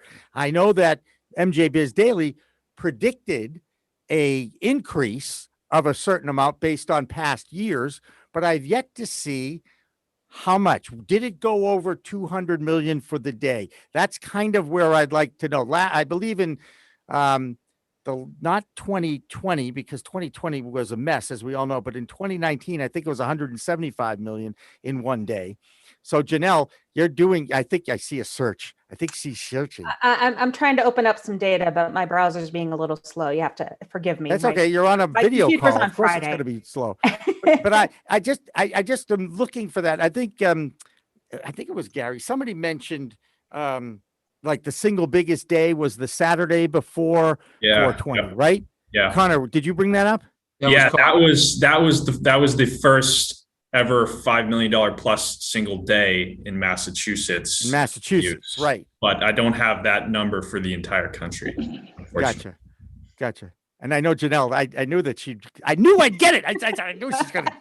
I don't know that I have the national number right now, but I can argue a little bit with about last year's 420. It was an odd little world because that's also when the first round of stimulus checks came out. So saw a bump in sales in several markets right around 420 because it aligned with that. Yeah. But you also have now. Go ahead, David. So I deal with some people who I'm trying to help make the transition from the unregulated market to the licensed market, legacy type operators. And a couple of them told me when the stimulus check started coming out and the enhanced unemployment, their sales took off. Yeah. They could tell when those checks stopped by what happened to their revenue. Yeah, and we have and I'm actually, you saw, I don't know if you saw, I was doing mine. I have somebody looking for it. We have a product called the Canna Bit. Every week we put out some contextualized information, and we actually have that. We have that number from last year and what the stimulus check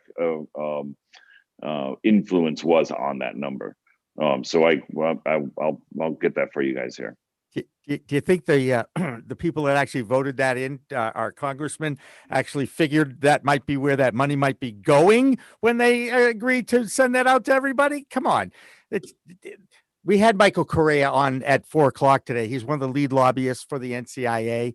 And can you imagine trying to convince the Senate? And I'm definitely leaning towards the Republicans who continue to stop anything having to do with cannabis moving forward, how to fight that on a daily basis. I'm telling you, his head's got to be black and blue from banging it against the wall so many times. Are you guys in the data world, are you surprised that as soon as the Democrats took over Washington, basically at the White House level and somewhat in the Senate, that we haven't seen a lot of movement like they promised they would do on the campaign trail? And again, I don't want to get into the two-party thing because I'm sick of it. I think we should all be one party, one America, but I'm not running for anything, okay?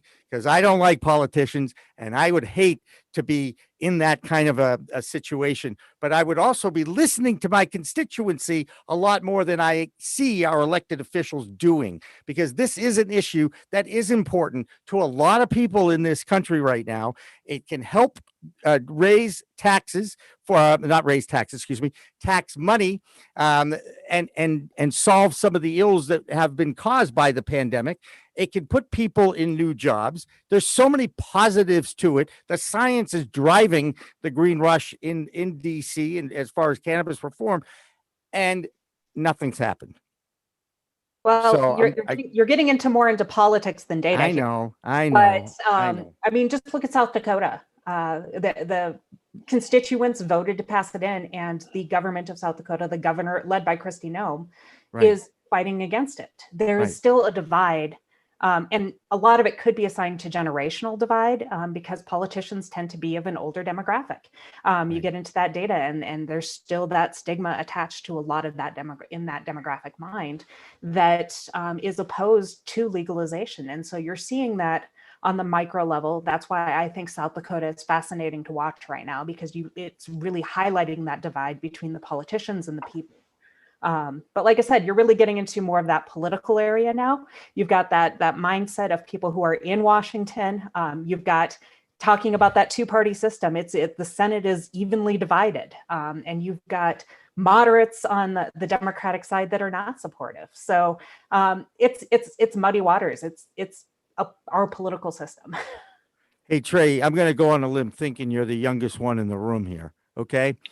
All right. And you're going to grow up in a time where the legalization of cannabis is going to be part of your life, for the rest of your life. And, I don't know if we'll all see it the day where it's finally legalized and accepted, but I'm going on a limb thinking you will. Are you frustrated? And how is your mindset? You're still on mute, by the way. So take yourself off and tell us what you're thinking about the future of this country and the role of legalization, and how will you see the breakdown of the stigma in your lifetime, I guess is the question. Well, I recently read an article about vernacular classification and the difficulty it comes with assigning a name to a specific strain type, right? And, as many of us know, a lot of the strains are hybrids now, right? There's no true indica, no true sativa. So what I'm trying to get at here is that it's going to eventually become very hard to regulate at a high level, because the same sour diesel that you might buy, or David might buy, or myself might buy is not going to be the same sour diesel across the board. And eventually, right, if we're going to look at it being federally legal, they're going to need some way to replicate, that strain type repeatedly at the same type of levels all the time. And we're not there yet. There aren't enough clinical research studies out there to really prove these things yet. So I think it's very tough. I think we will see legalization across the board, across the country, but at a federal level, I think it might stop. And then eventually, when nobody can really tell the difference between different strain types, they're going to just stop it altogether. But that's just my take. That's okay. I appreciate the take of the younger people in our world, because, I was your age once. Okay. I'm sorry. I really was. And it was a different world back then. It was a completely different world back then. And, I remember, the president, Mr. Nixon, and him resigning in 1973. That's what I remember the most about the guy. But boy, did he make a mess of this place and this country. And that whole Controlled Substances Act, the fact that we're still seeing cannabis at the Schedule 1 classification makes absolutely no sense when you already have government officials recognizing there's medicinal value to this plant. It boggles my mind. All right, I'm going to get back to the data world. Okay, guys, I promise. You'll get off the politics here. And I want to ask this question. I've asked this question a lot on this kind of a show, on this talk show, is there's always new research, new data that is coming in. What is something that you've learned that you were really surprised in your world about either the business of cannabis or just the plant itself? And Trey, I'm going to guess you probably have something right off the top of your head. If you don't have it, think about it. But Gary, now that I've filled for a little bit, I'm going to call on you and ask you, is there something in specifically that you've learned through the data that did surprise you? So I recently read a study on lifetime cannabis use amongst age groups of 14 and 18 years old. The study was conducted using Facebook, like groups and likes and interests, and that's how candidates were selected. I think there was about a 26 question survey, and through that survey, they were able to determine that most initiation first-time smokers are, they start off with smoking or, consuming the plant in that manner. But afterwards, in that particular age group, they end up either becoming lifetime vapors, which was like 44% of the study, or they end up using edibles, which was 90% overwhelmingly. And however, a lot of the, I guess, teens or kids found that they still preferred to go and smoke, though. They still preferred to go smoke the cannabis. But there's still something to consider as you're like developing, your retail spot or thinking about your marketing strategy, is that some of the kids now are preferring vaping in edibles, right? And in legal states, that group actually has declined. I know Colorado has that study about teen use since legalization. It has declined. And recently I saw a fascinating study, which by the way is great considering they're not able to do real research on real weed yet, but they're asking people for their experiences. They studied for 20 years identical twins and then checked their cognitive level later in life, and they found no difference between those users and those non-users amongst identical twins, which I found fascinating. All right, now that we filled, everybody's got it in their head. Gary, what's something you found that was like, wow, I didn't know that? So I came into the cannabis industry while meeting Giada Guardacarza, who's the founder of New Frontier Data, at MJ Biz 2016. There you go, Janelle. MJ Biz 2016 was my first exposure to the cannabis industry. And I'm not a cannabis user myself. And I say both of those two things. Because one of the watershed moments for me as to how and why this market will become a very mature, very powerful, very large market in this world is that in the global economy is that only about 15 to 17% of cannabis consumers are the stereotypical heavy consumers that people think of and that the media and the businesses outside of this market think of when they think of the cannabis consumer.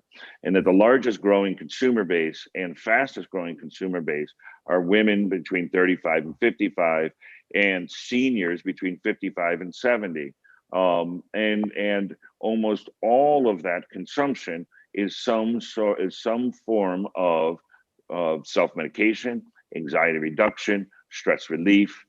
These things these things are actual business insights that tell us that the consumer, as in every other market as in every other consumer-based market, the consumer will define this market and the market will not define the consumer. And that really was a watershed moment for me. We did that in 2018. John Kagia, our chief knowledge officer, and his research team started a consumer survey of then, I think it was about 5,000. And since then, over the last 3 years, I believe we've surveyed upwards of about 18,000 consumers in live 20-minute surveys.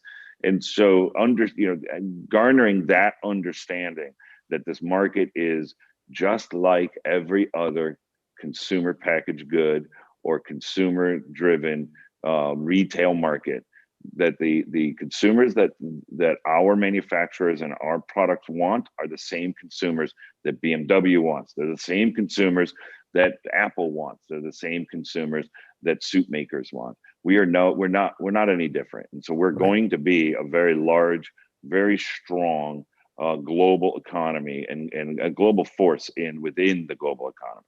Right. And that's what everybody in cannabis wants, is that normalcy and equal treatment by any other. Janelle, you've got a million facts that you have.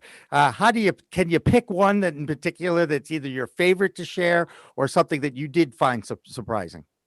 Well, actually, the most interesting thing is actually for me right now is actually how the industry performed last year. when faced with its first economic downturn as a legal industry on top of a global pandemic, and seeing how resilient this industry actually was based on the data and the sales, but seeing those shifts that in the recreational markets where we usually see medical sales decline, we saw patient rolls increase more than we expected. And just seeing how this industry responded to this adverse environment that was thrown at them so early in the days of some of these markets' existence. That's really what was fascinating, that it performed so well overall, that it was so resilient. In Nevada, for example, which we know is driven a lot by tourism, actually saw an increase in sales locally during the tourism stoppage. They still saw that increase in sales because of local adoption. So it's an industry that definitely, as Gary said, it's going to be large, it's going to be strong, but it's got a long ways to go. Connor? So I actually want to give a nod back to Trey here, and something that always surprises me, and maybe it's kind of the opposite of something changing with something not changing, is it's still every time I see new data, we pull new reports and things like that, is how back to consumption, how dominant flower still is in the industry. And I might be jaded in this because I'm constantly in meetings where people are talking about the next new product. And years ago I remember sitting in meetings and people were telling me vaping is the next big thing, product is done, it's it's going away, it's not the future of the industry. Well, here we are, it still dominates. Lately drinks have been the next new thing, and I hear people saying drinks are the hot thing in the industry right now, but the data doesn't show it. It still shows that flower is dominant, and it continues to surprise me. Maybe I'm crazy at this point thinking that it will change with all these new products coming around, but it still seems to be the case. I think, for clarification, I completely agree with you that obviously flower is dominant, and it will be dominant. We did see, though, in the pandemic, the first convergence of edibles overtaking flower as the main retail product being sold. But obviously it has so many other delivery methods, have so much ground to make up, that to think that flower isn't going to be foundational for a very long time is unrealistic. Right. Absolutely. I agree. That's a good way to end it. David, what's the one thing you unmute yourself? What's the one thing that surprises you about this industry that you've learned? Come on. I'm putting you right on the spot. Right on the spot. Well, the fact that we could talk about it every Friday. What? The fact that you and I managed to get through this show every Friday. We do fine. I think Janelle hit one of the points, is the data, when you get it in, isn't always that clean. As you know, most of what I do is with either Colorado data or Massachusetts data. And when you want to get into the real nitty gritty and analyze how many licenses per group, that sort of thing, the data is horrible. It requires lots of scrubbing and cleaning. Company name, the same company could have its name entered 3 different times, right? That it's good, when you're analyzing numbers, that's one thing. But when you start to use some more sophisticated Excel functions to look up how many times does this company's name appear in a list, every time it's misspelled, it counts as a different company. Those are the kinds of things, I see a lot of that, tremendous amount of that. All right. So we're going to go around the room. How can everybody get in touch with Gary Allen and Connor and Janelle and Trey? I don't know if you want people to get in touch with you unless they want to offer you a job, right? Gary, how can the people find out more about New Frontier? I know you have a website. Yeah, newfrontieردata.com. My email address is gallen@newfrontieردata.com. We have a number of resources online. And David, the next time you're trying to call through the license information, we actually have every active license in the country for every different vertical on the Equio platform. So equio.com or newfrontieردata.com. Fantastic. Janelle, how do we download the MJ Biz Factbook? Come on. I plug it every news show, by the way. Go ahead. Well, go to mjbizdaily.com/factbook and you'll find out all the information on the latest edition. mjbizdaily.com is where you'll find all of the rest of our information. And you can reach out to me directly at my really long name, Janelle, JENEL.Stelton-Holtmeyer. at mjbizdaily.com, or make it easy on yourself and go to editorial at mjbizdaily.com, and it'll make it. That's great. Connor, Nucleus One. So our website, nucleus-1.com, and then our LinkedIn, my personal LinkedIn, all of our social media, Nucleus One on, Instagram, Facebook, anywhere like that. We always are publishing our reports throughout everything. So you can find them there. You can always find them on our blog, on our website. So nucleus-1.com, or to reach out to me directly. Always happy to talk to people. There you go. Trey, do you want to be found? Sure. You can reach out to me on LinkedIn, Trey Williams. You can hit me up via email with williams.trey@outlook.com. And yeah, enjoy the rest of your day, everyone. Fair enough. Well, And of course, y'all can see us all at MJBizCon, right? Hey, I'll be there. October, is it 18 to 20? Is it 18? Now you're putting me on the spot for dates that I don't have in my head. I'm pretty sure I know. Oh, man. How many people this year? What's your guess? Wait. You plugged the show. The expo is the 20th through the 22nd. MJBiz week starts on the 18th. It's always what day does the week start that I have to remember. Right. That's right. And hopefully we'll all be there safe and sound, vaccinated, the whole 9 yards. And, it's been an incredible run the last 14, 16 months. But I will say that the ability to reach out to more people via Zoom has been an kind of an unexpected bonus. And I really appreciate all your time to come in on a Friday afternoon and share some of your knowledge with our audience. So that's what I'm going to do. That's what I keep doing. I keep waving the flag for the cannabis industry, giving them an opportunity to share their stories with the world, because that's what this is all about. So for everybody here at Pro Cannabis Media, for David Rabinovitz, I'm Jimmy Young from Pro Cannabis Media. Remember, it's a whole new world of weed out there. Use it responsibly. We'll see you next week. And don't forget, after this, we talk news for the week. See you next week. Coming up on We Talk News this week, Vermont bans Delta-8 THC, and that's a good thing? The Safe Banking Act stalls in the U.S. Senate while Massachusetts doubles its own cannabis-friendly banks. A roundup of state news where cannabis is still illegal and where cannabis is king. On We Talk News next. We are Pro Cannabis Media.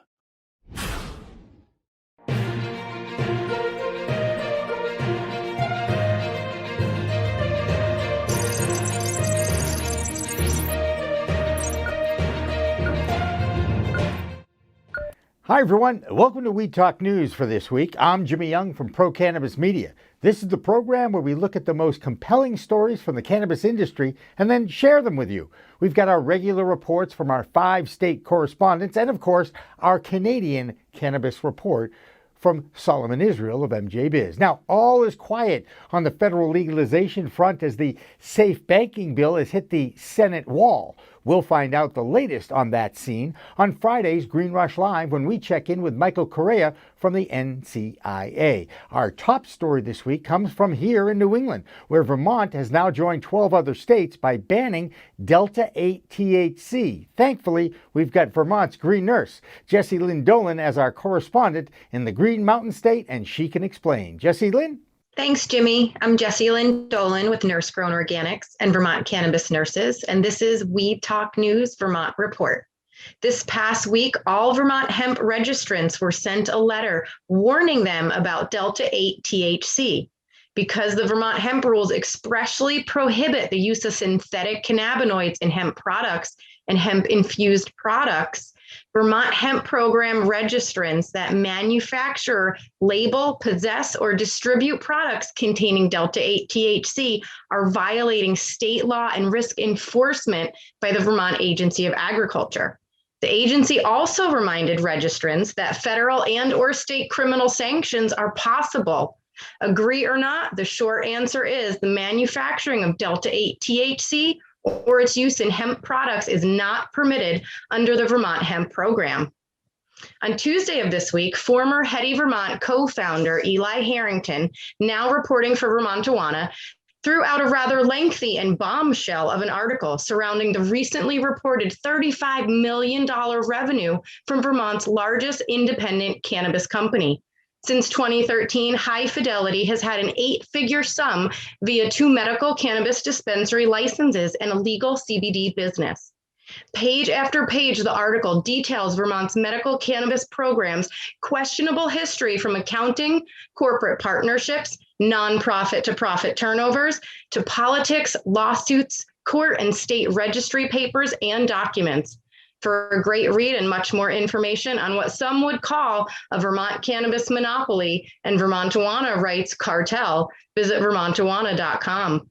Another write-up fresh for Vermonters this week and definitely worth a read is from the Vermont Growers Association as they lay out the legislative happenings and updates regarding the cannabis bill currently sitting favorably in the House.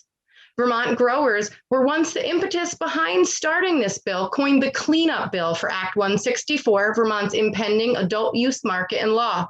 With recent provisions in the bill not addressing what VGA planned, they've changed their tune and are calling for immediate reform to the bill or for its death.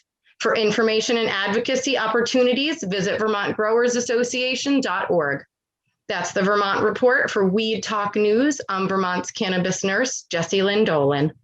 From the tiny state of Vermont to the big business of big marijuana. That's where we check in on the markets with the Green Market Report's Deborah Borchardt. Deborah? I'm Deborah Borchardt, and this is the business update from the Green Market Report. For a company that mostly sells rolling papers, Turning Point Brands is turning into a behemoth in the cannabis industry. During its recent earnings results, the company said that it was increasing its guidance for 2021 net sales to a range of $422 million to $440 million. The results for the company's first quarter has net sales increasing 18% to $107 million, and the company's net income increased $7.3 million to $11.8 million. The hydroponic company Hydrofarm Holdings Group has had a very busy week. First, the company said it expects to deliver net sales in the range of $109 million to $111 million for the quarter.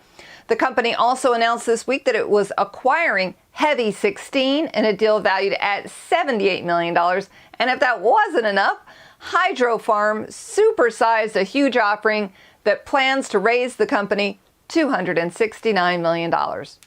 The Balance Company is buying Green Roads in a deal valued at about $60 million. And finally, Pennsylvania's medical cannabis sales have gone through the roof.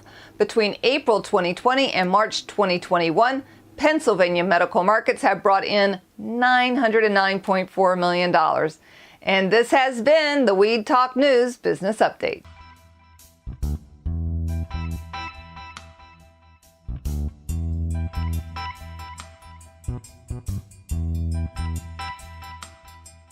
There are now a handful of states in the U.S. moving their legislative initiatives towards legalization of adult use of cannabis. Will it be Delaware next, Connecticut, Rhode Island, or maybe Minnesota or Pennsylvania? Now, one reason all those states want to move forward on this is they all need the tax revenue. One state just passed the $1 billion sales plateau for its medicinal program. That state is Maryland. Now, it only took them 40 months to reach that milestone. As you know, that state is right next to Washington, D.C., and that's where the Vote Pro podcast, Phil Adams, originates his report every week. Phil? Hi, this is Phil Adams from Vote Pro podcast, here with the Weed Talk News D.C. report. A bipartisan coalition of lawmakers introduced legislation this week to study the impact of cannabis legalization at the state level. The legislation would require a number of federal agencies to partner with the National Academy of Sciences to collect data from states where medical and/or adult use programs have been enacted. The programs would be assessed in terms of their economic, public health, criminal justice, and workplace impact. Sponsors include Democratic Representatives Bob Menendez of New Jersey and Sylvia Garcia of Texas, and Republicans Rand Paul of Kentucky and Don Young of Arkansas. Lawmakers from both sides of the aisle are urging key committee leaders to protect state cannabis programs from federal interference. In a letter to the leadership of the House Appropriations Committee, members of the Congressional Cannabis Caucus are asking that a rider be included in the forthcoming spending bill that would prevent the Justice Department from using its funds to intervene in legal adult use marijuana markets. The letter notes the growing number of states that have legalized cannabis for medical and/or recreational use, and argues that the Department of Justice should be barred from enforcing prohibition against citizens who apply with those local policies. Senate Banking Committee Chairman Sherrod Brown this week walked back his position on the Safe Banking Act somewhat. Last February, the Ohio senator insisted that his support for the Secure and Fair Enforcement Banking Act was contingent upon attaching a drug sentencing reform measure to the bill. Asked this week about the possibility of dropping it as a condition, however, Brown said, quote, "I'm pretty open to it." Last week, Brown continued to make clear his reservations about the Safe Banking Act, even as he and Senate Majority Leader Chuck Schumer have been discussing incorporating banking and sentencing reform into a broader cannabis bill. For his part, Schumer has indicated he's not interested in passing banking reform as a standalone bill, saying that could undermine the prospects of the broader legalization bill, which he says is coming soon. That's the Weed Talk News DC report for this week. I'm Phil Adams from Vote Pro Podcast. In Illinois, there are 2 lawsuits moving forward that are challenging that state's initial licensing process. Both could reveal the inner workings of the original awarding of licenses in that state. The adult program launched on January 1st of 2020, and they have not issued another license in over a year. Margot Vaselli has our report from Illinois. I'm Margot Vaselli from Margowana with this week's We Talk News report from Illinois. Long lines, closures, and shortages on products have been leaving customers frustrated ever since the onset of recreational back in January 1st, 2020. This has been intentional. That's what Toy Hutchinson, the pot czar of Illinois, has just disclosed. Intentionally slowing down things allows for more space for new entrants to the market, is what she says. Similar shortages have been seen across the legalized market across the nation in similar suits. Despite consumer frustrations, the slow and steady approach is actually an advantage for all of us. For one, this allows for small businesses to build up revenue streams before they expand. And in addition, this allows for protection on medical marijuana users so that the adult use program doesn't take priority. More than 87,000 patients have qualified for the medical program since 2015. On May 1st, the state will award for 75 new dispensary licenses to come out. That's in addition to the 110 licenses that will be coming out at the end of the year. In the meantime, 60 new craft grow licenses will be awarded, and we'll be definitely seeing a big spike coming from that too. That's the Illinois report. I'm Margot Vaselli for We Talk News. 420 is in the rear view mirror now of the calendar, but sales figures are now just starting to trickle in, and as expected, there was a pretty good percentage increase in sales from that date a year ago. First of all, there were over 1,000 more stores selling weed to the public than the year before, when many weren't open, or like here in Massachusetts, where they were closed for COVID. Sales were up 9.5% across the board and should surpass $200 million for the day in sales. Average transaction on that day was $76.26, and that's a 9% increase right there. Here's Michigan's Rick Thompson with that state's report. Rick? Hi again, this is Rick Thompson bringing you the Michigan report for Weed Talk News. Tommy Chong is launching a new line of products in Michigan. Yes, the famed comedian, musician, movie star, and dancer is partnering with Michigan-based cannabis manufacturer MKX to produce a Michigan-specific line of products, starting with pre-rolls, flour, and other things, as outlined in their press release issued Tuesday. The product line should be in stores next week. A press conference with Tommy is scheduled for early in the week, with statewide distribution of the Chong product line set for Cinco de Mayo. Chong is quoted in the press release as saying, "This is going to be a lovely partnership. Michigan is an awesome state to be a stoner in." So true, Mr. Chong. So true. Banning billboards in Michigan? Yes, that's the plan for 2 state lawmakers who are introducing legislation banning cannabis industry billboards. Now, it's true that cannabis companies are the state's #1 user of billboard advertising in 2021, but Are those billboards offensive in design, or is this just recycled Canna hate resurfacing again? It's the Canna hate thing, in all honesty. A bill mandating a 5 nanogram THC threshold for drivers was introduced recently, too, and some municipalities are looking to scale back their pro-cannabis ordinances. Now, Michigan's had a medical program for 12 years, had regulated medical cannabis businesses for 5, and legalized cannabis since 2018. Some people just don't get it. And that's the Michigan Report. I'm MICBD's Rick Thompson for Weed Talk News. One state that has always been anti-weed as far as the legalization front is Louisiana. Sure enough, however, there is now a bill out of committee with approval of that committee heading to Louisiana's House of Representatives. Now, this will take a monumental effort to even get it through that Senate, but if it clears the Republican-controlled House, there, of course, is no guarantee that it will even reach the governor's desk. Democrat John Bel Edwards is their governor, and he opposes adult use, but it does support the medicinal use of cannabis, even though their current medical program is one of the strictest in the nation. I just can't believe that cannabis is such a political issue that further separates our country. Ask the Rastafarians. That plant is supposed to bring us all together, not apart. New Jersey is learning that lesson now. Here's Tara Masu-Sargente with our New Jersey Report. Tara? I'm Tara Masu from Blazin' Bakery, and this is the New Jersey Report for Weed Talk News. Lately, we've been hearing a lot about towns opting in or out of adult use cannabis sales.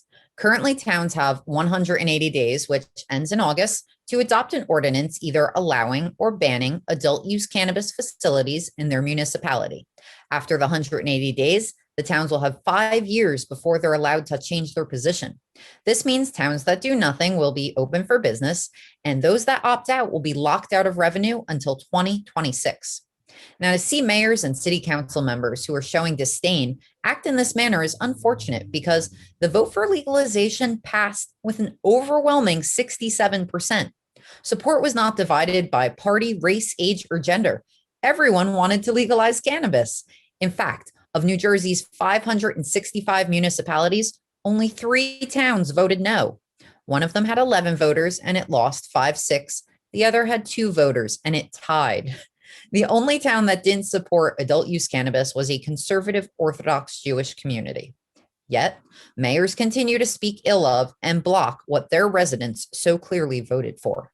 The most recent trend is shore towns opting out, most vocally perhaps the famously dry town of Ocean City, whose mayor, Jay Jillian, has been extremely outspoken. Jillian said, "It's just ridiculous, and this disgusts me."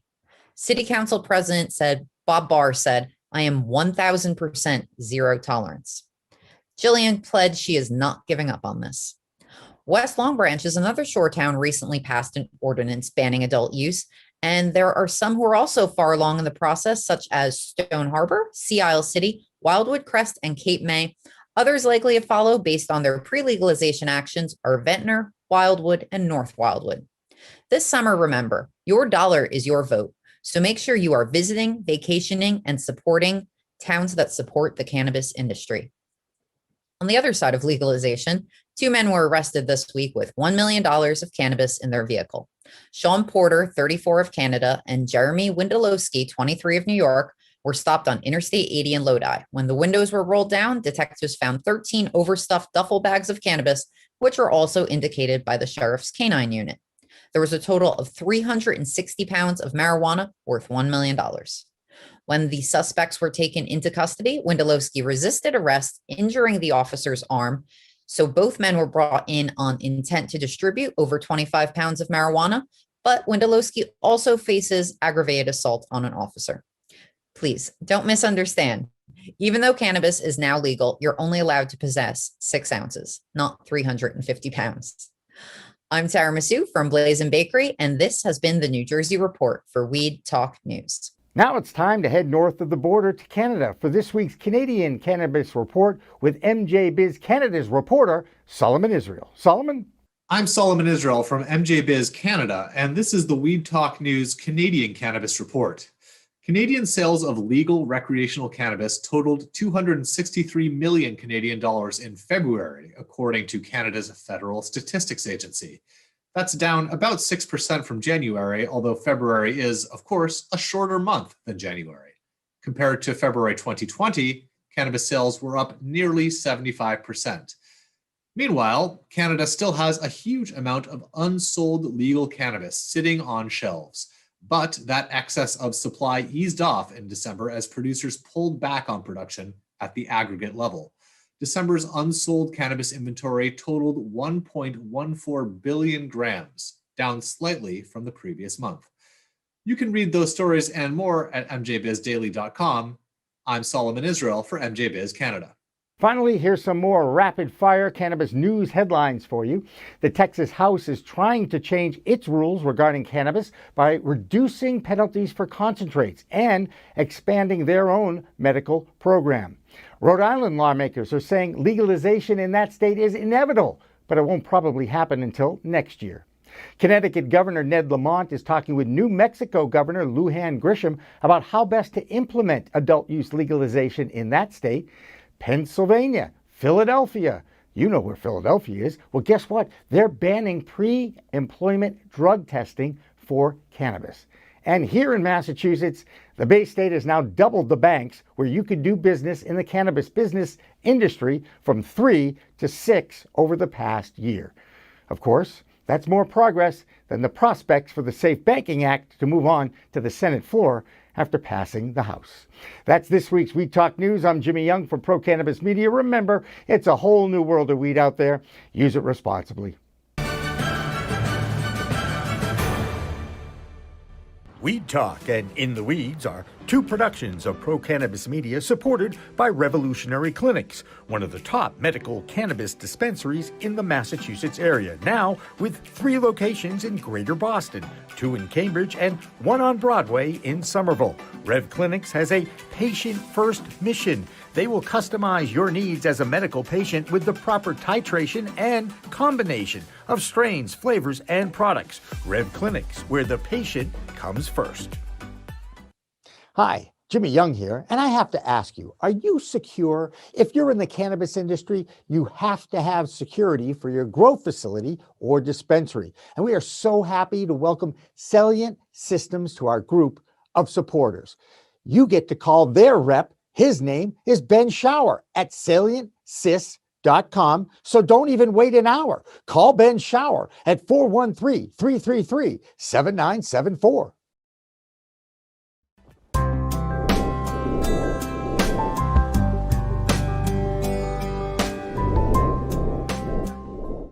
Pro Cannabis Media programming is available live and on demand on our Facebook page at Pro Canna Media, on Instagram at Pro Cannabis Media, on LinkedIn also at Pro Cannabis Media, on YouTube and YouTube Live on Pro Cannabis Media, Twitter at Pro Canna Media, and on twitch.tv/Pro Cannabis Media. So like, share, and subscribe to all of our content, newsletters, and shows live or on demand.